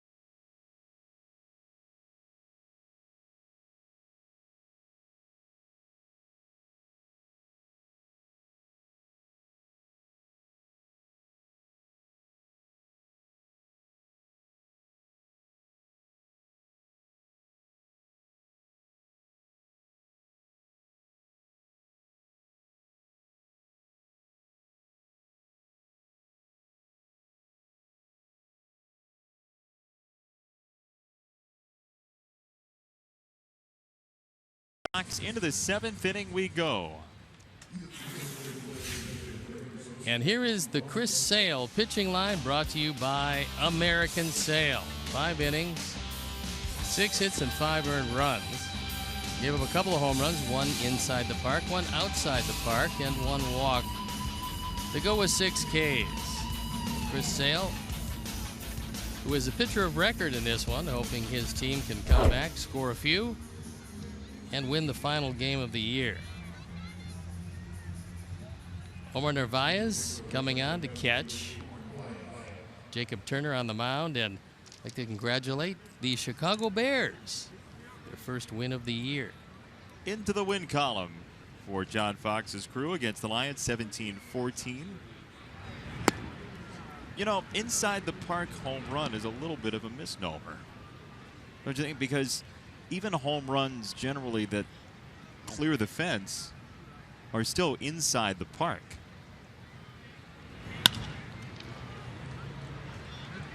This ball will stay inside the park. Adam Eaton for out number 1. Grossman flies out. I can only imagine now we're going to have a fair or foul pole discussion. No. That you can debate that all you want, because it's right on the line. If you're watching the game from row 5 in the outfield, would you call yourself inside the park or outside the park? I would call myself outside the park for the purpose of this discussion. That is a distinction that's not allowed. You see? You're inside the park watching the game. It's an inside the field home run. over the fence home run. Okay. So next year, when you come back, you can petition the powers that be to change the wording. I'm just going to go ahead and do it. Well, then people will hate you. It's that quick, huh? Immediately. Change the terminology to inside the field home run, and it's just they're gone. Vitriol. Yeah, you're done. Crankiness. To third, Frazier on the backhand. For round number 2. With MLB.TV Premium, catch all the conversations like this one and watch every out-of-market game live in HD on more than 400 supported devices, and enjoy a free subscription to At-Bat Premium, the #1 app for live baseball. Blackout and other restrictions apply. Today is the last day you'll hear Vince Scully on MLB TV. And next thing you know, you'll be petitioning for a ground rule double to be called a rule book double. The flat bounce to Sanchez, and there's out number 3. Steve Stone reads the Oxford English Dictionary in the home 7th.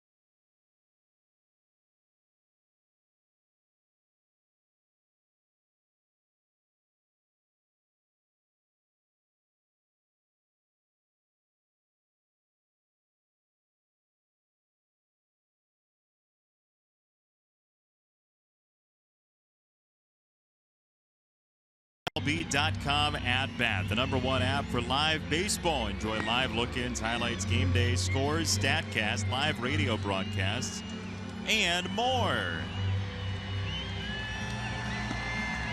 Bottom 7 here at U.S. Cellular Field, and here are some dates on the 2017 schedule. It's our PNC Bank upcoming schedule. Opening day against the Tigers April 3rd. Interleague play on the 12th. Cubs series in July again. And the last game, October 1 at the Indians. Bunch of games early against the Central. We'll see you then.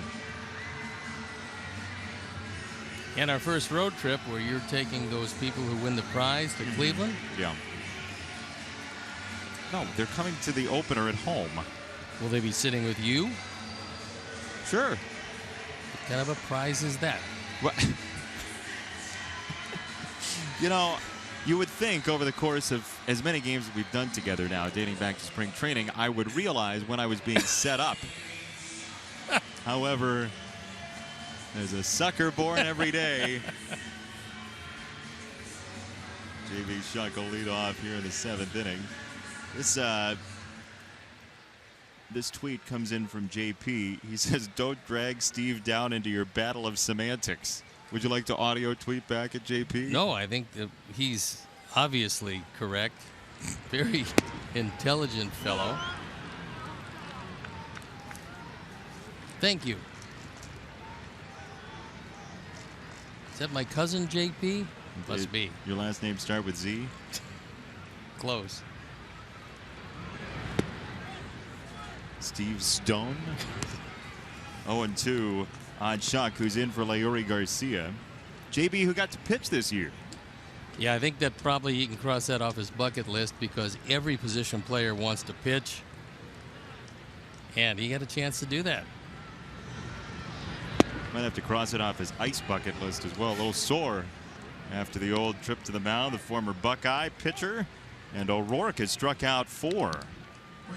Sox might rather see Sean O'Rourke instead of Ryan after 4 straight strikeouts. 4 straight strikeouts swinging. Pretty good stuff today. Adam has hit the ball hard a couple of times. Could easily be 3 for 3. Instead, just 1 for 3 with a run scored. Ball 1 to Eaton. Adam looks like he's going to finish 1 stolen base back for the team lead. The unlikely man to cross the finish line there is Todd Frazier. That's pretty amazing. First Sox player ever, 15 stolen bases, 40 home runs. That's also amazing. Gives you some idea about how much speed the Sox have had over the years. That's not an inordinate amount of stolen bases, but it is a good combination of speed and power.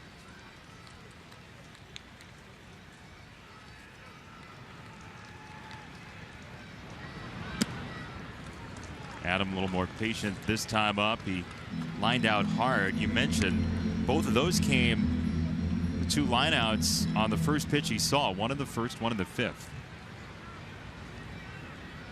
By the way, that no-hitter into the bottom of the 7th for Aaron Sanchez.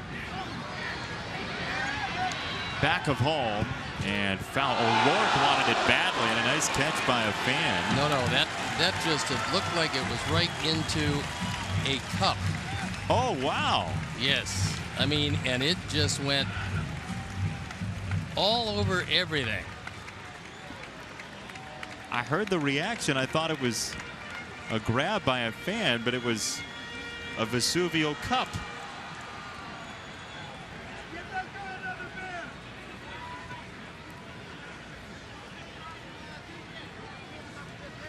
Two and two. We'll have to wait.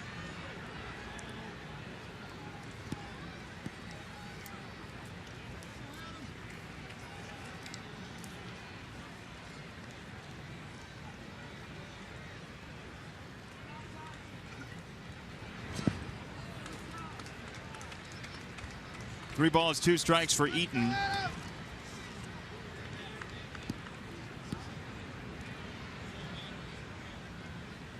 Adams going to finish with an on-base percentage around .360 for the year. Been bouncing back and forth from the 1 spot to the 2 spot in the order. Jockeying with Tim Anderson as Eaton takes ball 4. That goes away to the backstop. And the Sox have their first runner against O'Rourke today. We'll check in one more time with Sierra. Hey guys, Tim Anderson, what are the rookie's plans for the offseason? Well, he's switching over to full-time daddy duty with his baby daughter, Peyton. His significant other, Bria, is actually a full-time teacher. She teaches 9th grade. And for Father's Day, he got a coupon book. It was full of different stuff like a free night with video games, an uninterrupted nap, unlimited hugs and kisses, a free foot rub, and also a weekend free of diaper changing. I'm not trying to play spoiler, but I'll let you know the diaper changing coupons are already gone, but that's about to change for the young man come this offseason. Steve, Jason, I'll send it back up to you. Those are big ticket items right there. We'll step aside. 6-1 Twins, bottom 7.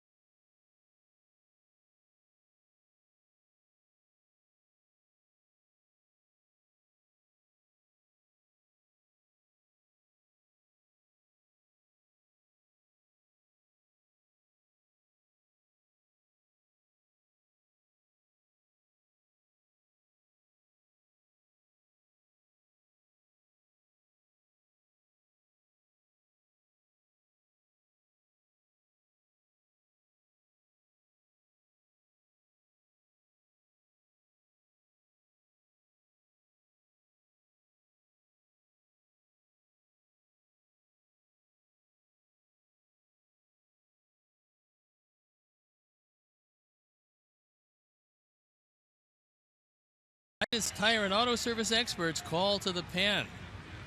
And it's Alex Wimmers on for the 16th time. And his ERA at 4.32. He inherits Adam Eaton at first base. Former first-round pick out of The Ohio State University, Wimmers, back in 2010. For the Twins, 2 spots before Christian Yelich to the Marlins, and 8 spots after for Sale.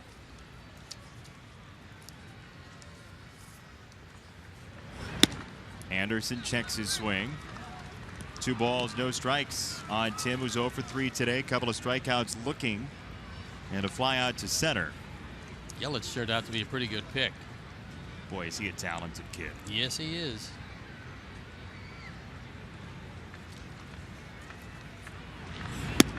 (3-0) for Anderson. So O'Rourke, an inning and a third, 4 strikeouts and a walk. And runs yet to be determined, with Eaton his property at first. Wimmers went to Moeller High School in Cincinnati, and that is an athletic factory, folks. They have great sports teams. Football powerhouse at Moeller. And some pretty good baseball players. Cincinnati, for years and years, has had a wonderful amateur baseball, pretty much a feeder system into professional baseball.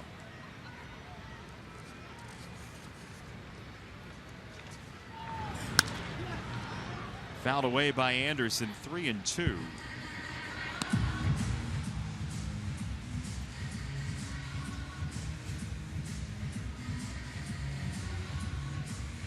Meanwhile, Detroit has 6 outs to go, still trailing Atlanta 1-0.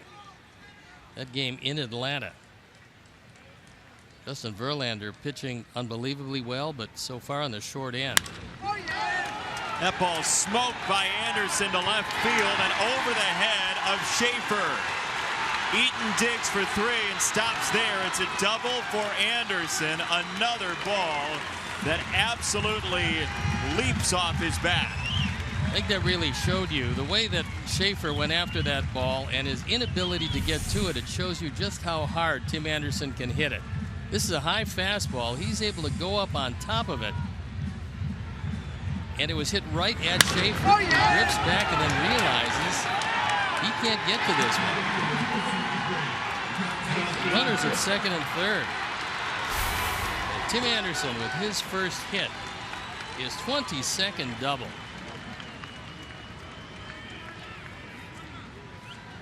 Dad should get another coupon book for that double. Boy.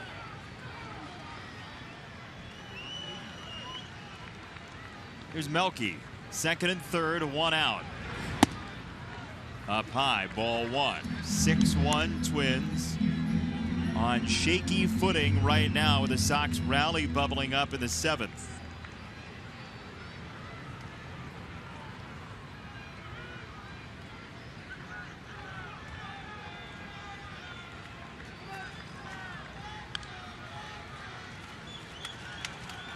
Let's go White Sox reverberates around the ballpark as Taylor Rogers gets loose. Taylor Rogers has a chance to be a pretty good pitcher. I think that's one of the things that Minnesota has figured out this year.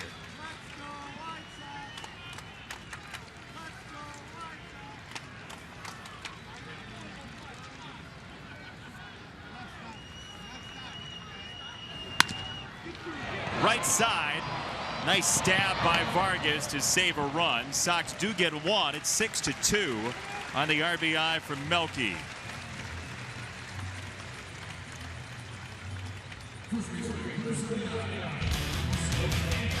First Sox run of the game came on RBI number 100 for Jose Abreu with that first White Sox run.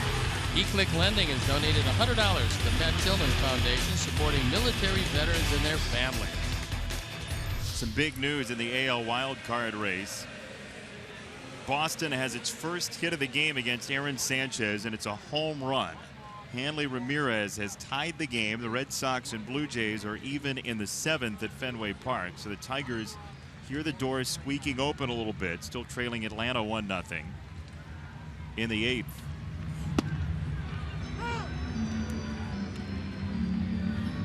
Baltimore is 3 outs away from going to the postseason, leading 5-2 at the Yankees in the top of the 9th as Robin Ventura plays his last game of that 5-year contract.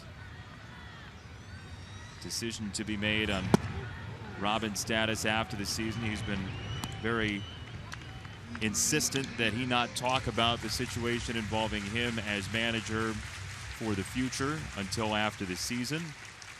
And if this would be the end of the line for Robin Ventura as the manager, Sox fans should know what type of guy they've had as the leader. Certainly the record speaks for itself. He'd like for the record to be better. However, if you sit down and you chat baseball with Robin Ventura or just life in general, he is one of the most welcoming, caring, friendly people you'll meet that's ever going to sit in the manager's chair. And while certainly he'd rather see more wins up on the board as Abreu goes down swinging, if his sometimes lackadaisical attitude doesn't fire you up, it's not because he doesn't care. Robin is a very caring manager. His team trailing 6-2.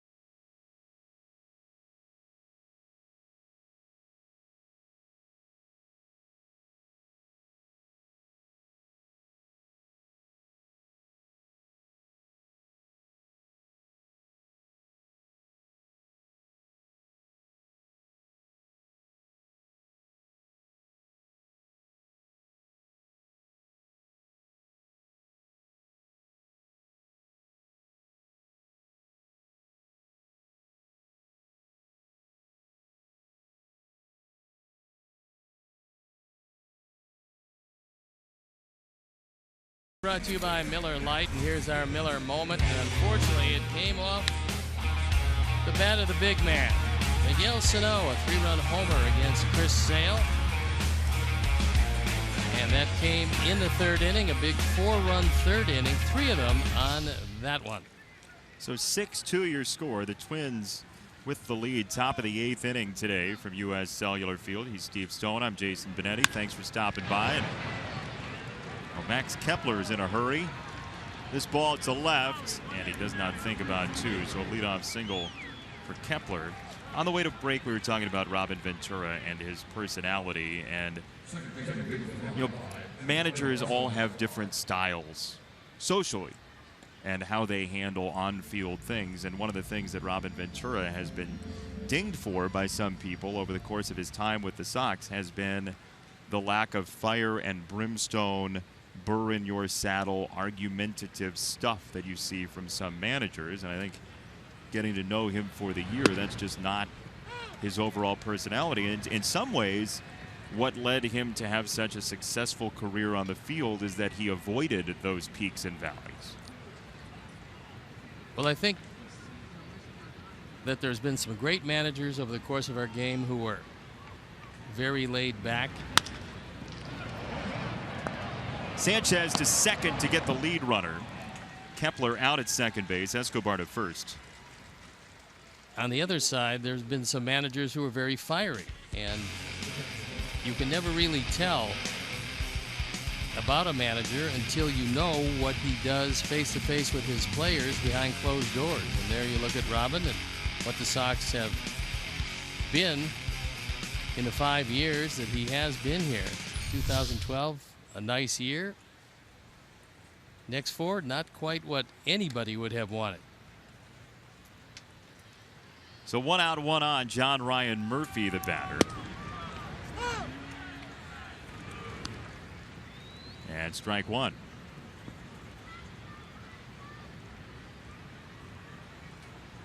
And we will hear from Rick Hahn tomorrow, 11 o'clock in the morning, about the Sox and the 2017 season and the pre-2017 offseason moving forward. A foul ball for Murphy, 0-2. But personally, you come to a new team, and you've been there as a player. You come to a new team, and you want to have a good relationship and understanding with the manager. And Robin Ventura, to me personally, could not have had a more open door and could not have been more willing to talk baseball, talk strategy, and just be an overall good guy sitting in the chair. So personally, I appreciate his demeanor. 0-2 on Murphy, 1 out, 8th inning. And a ball and 2 strikes. Escobar at first. 6-2, the Twins with the lead.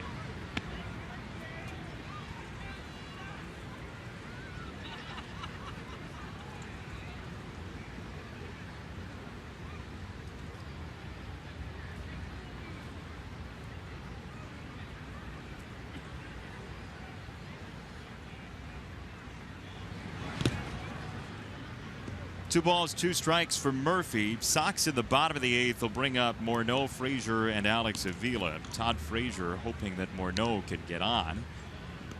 Maybe get that 2-run homer to get to 100 right at the yellow tape. Give him his opportunity. He had one opportunity, unfortunately, turned into a line drive at Sano. That is the only opportunity to drive in the pair. 2-2 for John Ryan Murphy, former Yankee catcher.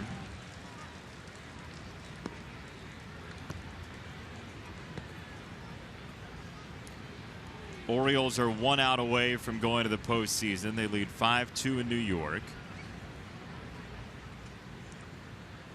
Tigers have a runner at second, 1 out in the 8th. Trying to force a game that matters tomorrow against the Indians. That would only happen with a Blue Jay loss or an Orioles loss out of whole cloth in the 9th inning at Yankee Stadium.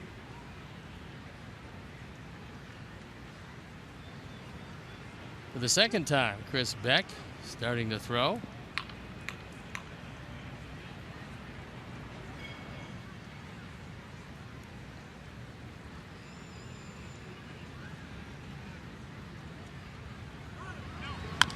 Runners off and a foul ball right at the plate. Escobar has to go back. You got a World Series winner you think that you want to share?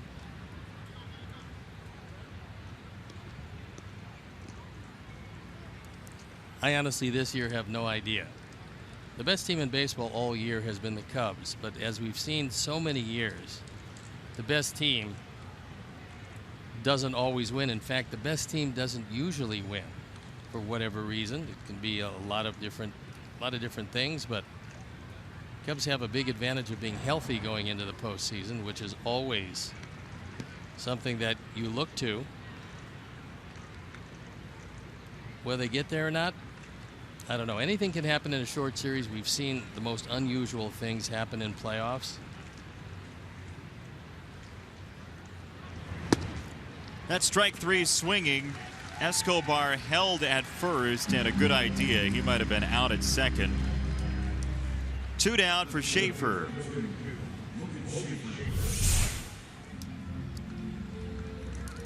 That fastball thrown right by him. A little tardy on the swing, and no advancement from Escobar.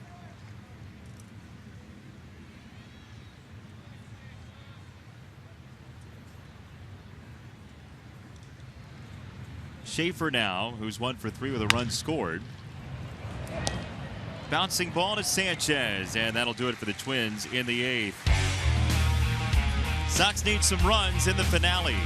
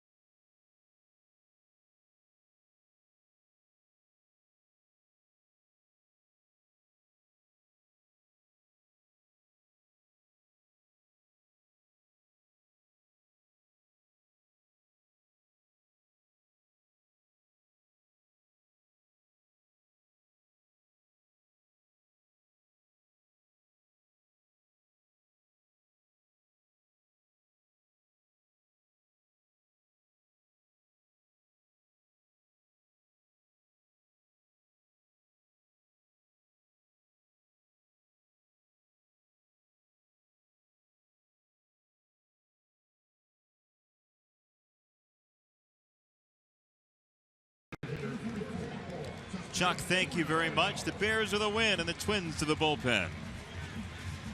Taylor Rogers comes on, and he comes on for the 57th time. I think they found themselves a pretty good pensman if they want to keep him out there. But 64 strikeouts and 60 1/3 is very good. Left-handers have done nothing against him.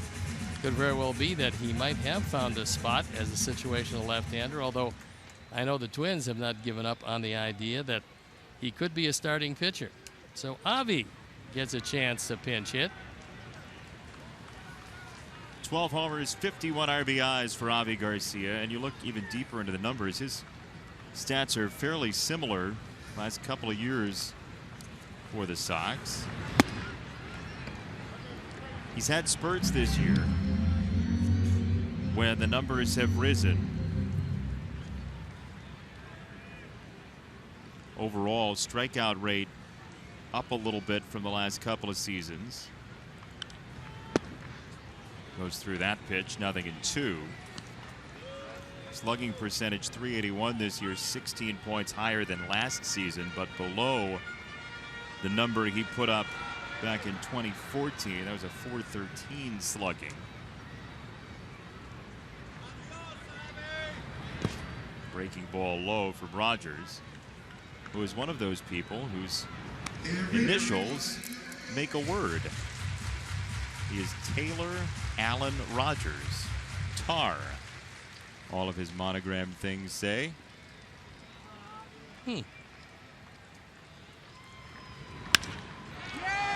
That ball's hit well to right field and deep and off the fence. Avi slides into second with a pinch hit double in the 8th.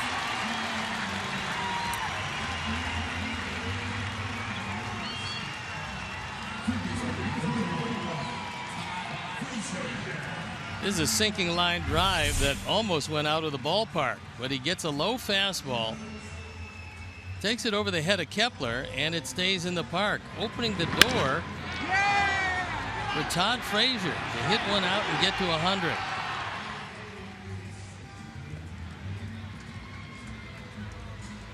Oh, that was a rocket of a double, straightaway right field. There are those glimpses, you know, just glimpses upon glimpses. And that double was very well hit as Frazier takes ball 1. Sox trying to build a rally in the 8th.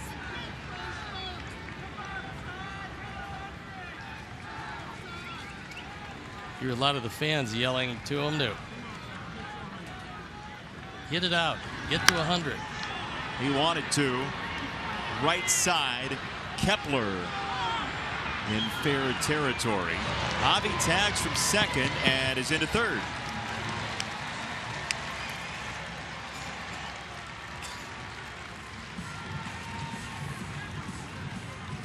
So Frazier looks like he's going to finish on 98 runs driven in, still a career high.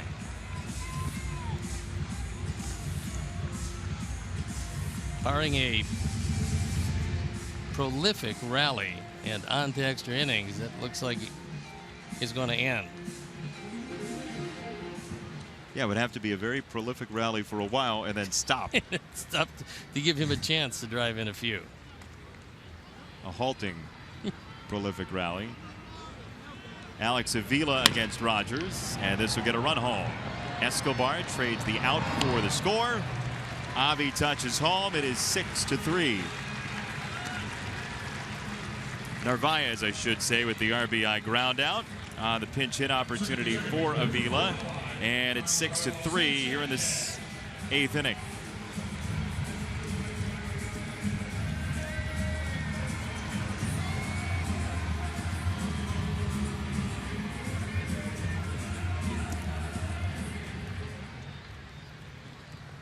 I said pinch hitter.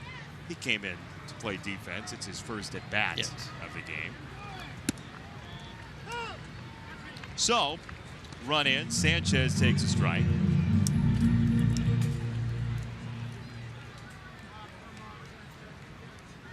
And Omar Narvaez finishes off, maybe finishes off a very strong 2016 season that he got an opportunity due to injury in. There was a few guys that had opportunities that they weren't necessarily anticipating, but made the most of. Tyler Saladino, who's got a back issue, got a chance to show what he could do.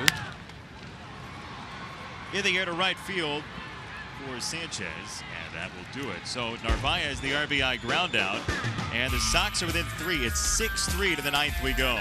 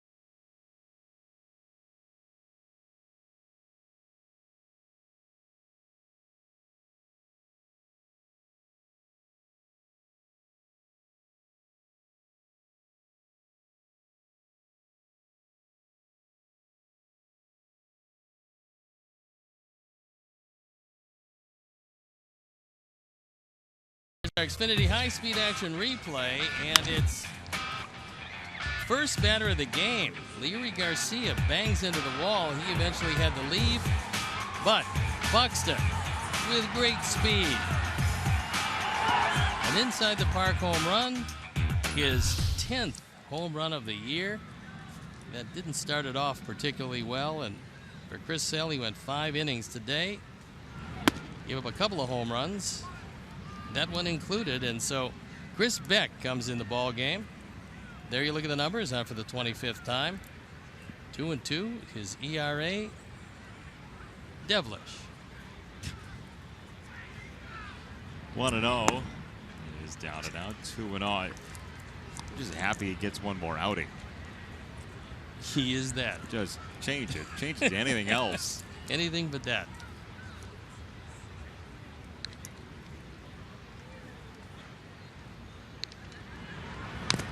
Grounded foul, 2-1.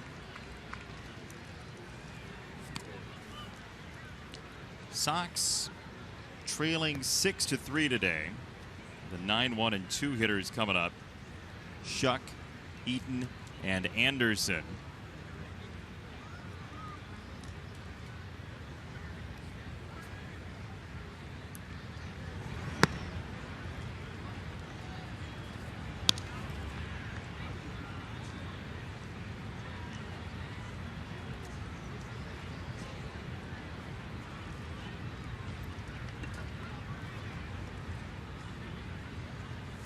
Three balls and a strike from Beck. Big rip, 3-2. One spot this season for the Sox with the injuries to Jake Petrichka and Zach Putnam that never really figured itself out was that 6th, 7th inning. Zach Duke was very good in that spot, but the injuries certainly did not help bridge the gap from starter to back end of the bullpen. There's strike 3. Beck fans Buxton. Yeah, and I think one of the things that has to be straightened out next year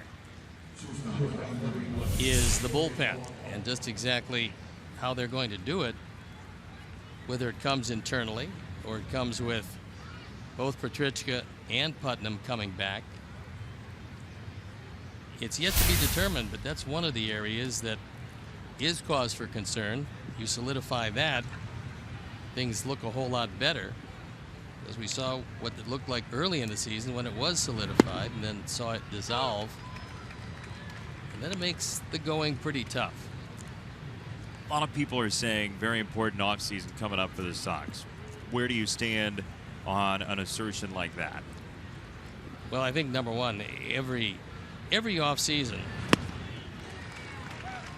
where you don't accomplish what you want to during the season becomes a critical offseason. This year probably a little bit more important than most because you don't have that terribly productive minor league system to feed from. You're not looking at 4 or 5 different prospects that you can at least have a chance to come up and take some spots. You're also not looking at a wonderful, talented free agent scenario this year. It's going to be a little thinner than most, especially in the catching department. Wilson Ramos, one of those guys that it appeared would be available, still is going to be available, but coming off, a tough knee surgery. You got Matt Wieters, who's out there available, but you don't have a whole world of talent in the free agent market. And so without blowing up your budget, you're not going to be able to go out there and get whoever it is you might want in another year. So then you have to look to the trading market, and you do have some tradable commodities. The question then is, as an organization, they sit down and determine who it is they would entertain moving. And then there's another factor that comes into play, and that is which guys are more valuable to you than they are on the open market. And those are not the guys you move, because again, if they're more valuable to you than they are in what you can get in return, then you have to stay with that player or those players. So you pretty much have to say in this situation, what am I bid, and see what the market will bear, and go for it that way. To left and down in front of Melky, a base hit for Polanco. But yeah, as far as an important offseason, this is going to be a very important offseason. Cleveland's going to come back next year, and you would assume that their pitching staff is going to be a lot healthier than it is right now, meaning Carrasco is certainly going to come back from the broken hand.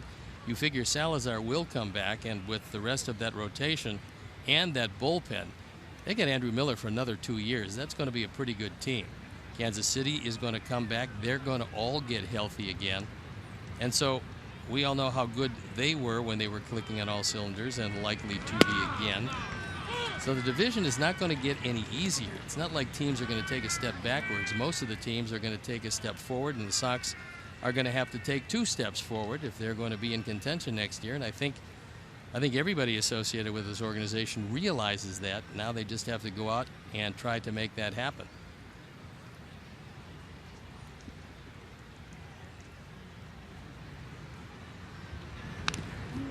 Tipped foul. 2 strikes on Grossman. I've got a piece of Narvaez, and so Nick Lentz is going out there to give him a little time to regroup. Tigers need a little luck right now. They are trailing in Atlanta. 2 out, top of the 9th. Playoff lives on the line for the Tigers. Toronto as well in the bad news department for the AL Central. Toronto's taken a 2-1 lead over Boston, though the Red Sox have a runner at second and 1 out in the 8th. Tigers lose their outs.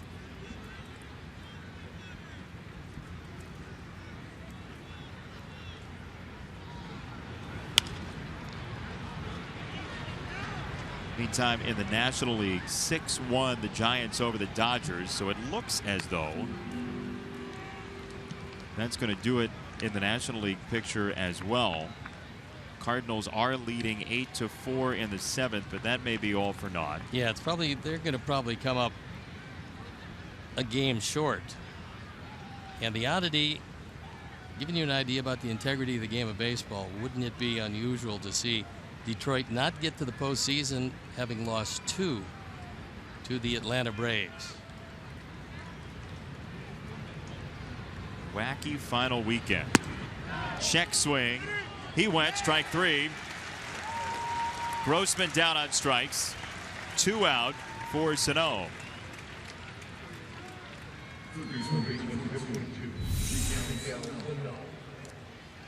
Tried to check it up and couldn't.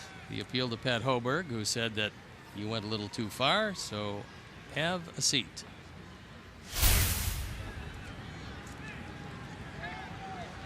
It's up to Sano for the Twins here in the ninth. Minnesota trying to pick up win number 59 on the way to the offseason. Sox looking for win number 79 to finish 79 and 83. Ball one for Sano. Sox in the ninth will have 9-1-2 coming up. Shuck, Eaton, Anderson, the scheduled three.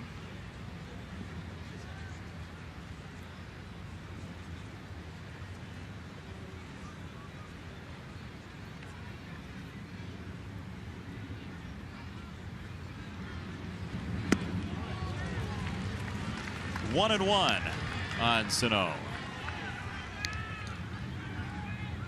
I feel like the ball gains anxiety as it approaches Sano's swing. He was trying to hit that one up on the concourse in left field. He has a 3-run homer already to go with his walk.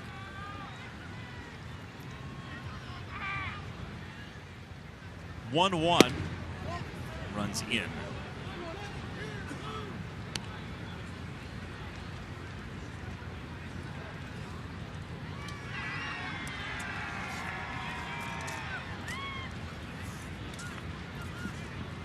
Sale went 5 innings, 5 earned runs, 6 hits, a walk, 6 strikeouts.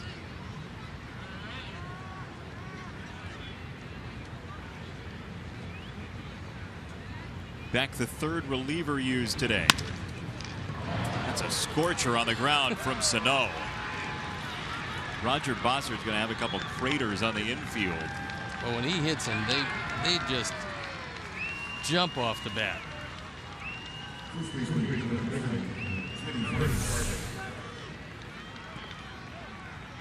Taking that ball to right field, and you see Carlos there, takes one step and goes, forget it. See ya. I'll let Eaton field that one. You've heard of worm burners. Those are worm manglers. He's awfully strong. So now Vargas, 2 on, 2 out, 9th inning.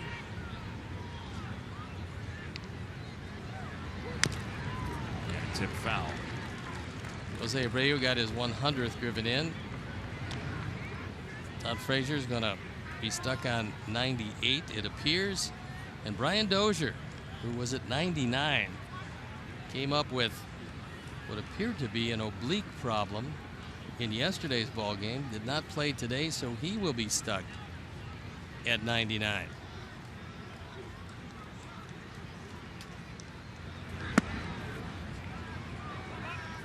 And with all the discussion of the wild card possibilities and game number 162 after the rain out on Thursday and all of that, the Braves beat the Tigers 1-0. So the Blue Jays and Orioles are in. That's it. And the Giants are up 7-1 in the top of the ninth. The Giants and Mets are going to be in. No and game no 160 tiebreakers. Yeah, no tiebreakers. Cleveland doesn't have to go to Detroit. No game 163s. Well, Cleveland is pending what the Red Sox do still, I believe. If the Red Sox win, I believe that game still has to be played. Red Sox have the tiebreaker over the Indians. Well, one of the two. There's a way that that game still may. Cleveland's already, they've won their 94th, and that's strike 3. We'll get out the Rubik's Cube for all the possibilities next. 6-3 Twins.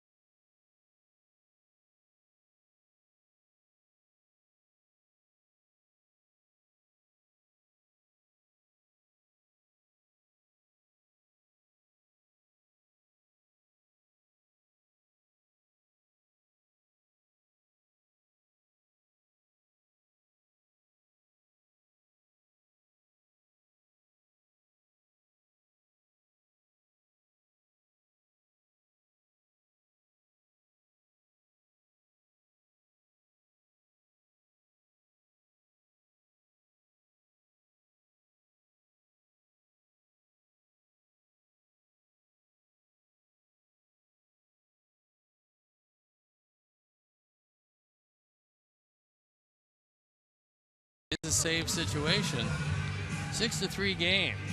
Minnesota leads it into the bottom of the 9th inning. And there is Brandon Kinsler on for the 54th time. He's had a surprisingly good year because he didn't anticipate being a closer. He thought the closer would be Glenn Perkins, as everybody else did, but Perkins threw exactly 2 games before he was injured for the rest of the year. So Kinsler comes on. He's looking for his 17th save. ERA of 3.21, so he's been pretty good. J.B. Shuck is the first batter, then Eaton and Anderson. Sox trying to build one more rally and send a thrill into the stadium one more time before it goes, for the most part, dormant until April.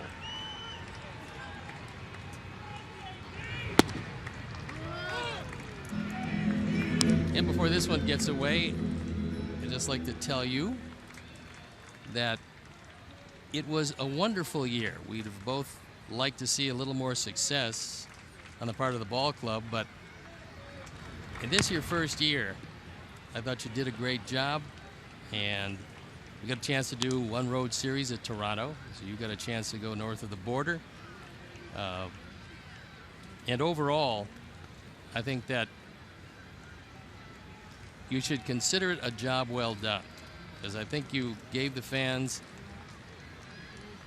a lot of knowledge, a lot of insight into areas that they wouldn't necessarily have gotten from either Ken Harrelson or me. Just an aspect of baseball that a lot of people will be looking to in the future to break down games, and it was nice. I really enjoyed it. I think next year, and hopefully the year after and the year after that, will be equally as pleasurable, probably a little bit better. So I thank you. Thank you. And it was quite a year. You know, when you go to a new high school or you go to a new summer camp, right? You look for a friend the first couple days. And even before I came to this high school or summer camp that we call the Chicago White Sox, Summer camp, yes. I had a friend. As Shuck grounds this to shortstop, Polanco throws him out, 1 away. And because when I was interviewing to become this summer camp or high school person, I got to meet you first. That was part of the interview process. Steve and I had dinner, if you hadn't heard. And I can say that I grew up watching you. I grew up watching you call a baseball game, and I was thoroughly excited to call a game with you. Okay? That was number one. But I did not realize how good of a friend I was going to end up with just a year in. And I really do appreciate your friendship. Well, thank you. I think one of the great things that we had a chance to do is we got to work 10 spring training games. And that really was interesting because we found each other's different styles. We found what we like to do, the areas we want to go into, and we ventured into areas that probably a lot of people didn't expect we would venture into. Frankly, I didn't expect we would venture into, but it was entertaining, certainly. And, you know, I did find out from doing this for a long period of time that, unfortunately, you're probably going to play more games where the game is lopsided than you are where the game is on the line, because when the game can speak for itself, you allow that to happen. The game will speak for itself. And if the team is really good, if you're on the verge of a win each and every day, the game can speak for itself, and does. But many more times, you have to speak for the game. And that's when either a little bit of lunacy or certainly some information in other areas has to come into play, and that part of it was kind of nice this year. So I think for the Sox fans, the three-man group of Ken Harrelson, you, and me, on the road with Ken Harrelson and me, and at home with you and I just think that it's been pleasurable. I think the fans got a whole lot of enjoyment out of it. And again, the only thing we can say is hopefully it'll be a better team next year. That's out number 2, but may we have one more replay review before the season ends? What do you think? I would think no, because it looked to me that he got him. It's close. The bobble made it even closer, but even with the step on the front of the bag and the foot drag, which has been a characteristic of Adam Eaton's, he is still thrown out. I just want to let you know that as a parting gift, you're going to give me this piece of spiced cake? I got you cake? something, Steve. A carrot cake? A spiced carrot cake? I got you a gift. Kind of nice that it's been sitting around for 3 days. Anderson takes a strike. I got you something. This is your piece of cake that was brought to us hours ago. This is really nice. Yeah. It's got fuzz on it. Well, that's part of the character. That's part of the. It's a the charming charm. cake. Oh, it's a lovely cake. Yeah. Very nice. It's even got your name on it. Yes. I'm going to wait. I'll tell you what. As anxious as I am for next spring training, I'm going to wait till then to eat this. Remember, first game next spring, carrot cake, spiced carrot cake. Right off the prize shelf for you, Steve Stone. 2 strikes on Anderson. And Tim lays off.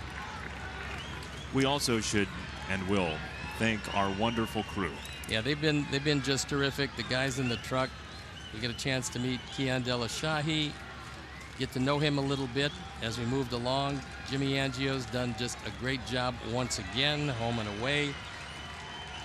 I mean, it's just been wonderful. The crew's been great. Sometimes it's been adventuresome. Sometimes the truck doesn't work quite as well as we would like. And then the boys scramble to get it on the air in a timely fashion, which they seem to do each and every day, which is a lot more difficult than you would think. But guys, you did great. We both appreciate it. And, you know, good luck, good winters to all of you. And that is the final word of 2016. And by the way, thanks to you, the fan, for joining us. Yep. As Robin Ventura watches the final out, and we'll hear about his status moving forward from Rick Hahn tomorrow. Steve, an absolute pleasure, an absolute joy. Enjoy your off season, and I look forward to pitch number 1 coming very soon next year. I feel the same way, and of course I will be charging you for that ride home today. Always chivalrous, Steve Stone, even in departure. Thanks to you all for this 2016 season. Sox final record is 78-84, 6-3 your final score. For our director, Jim Angio, producer, Kian Dolachahi, associate producer, Jeff Sermon, tech manager, Mark Harper, and the executive producer, Jim Corno Jr. For everybody involved with our crew, from the bottom of our hearts, thank you. So long from U.S. Cellular Field. He's Steve, I'm Jason. Subaru Postgame Live, Chuck and Bill. You've been watching Chicago White Sox baseball on Comcast Sportsnet. Enjoy the winter, folks.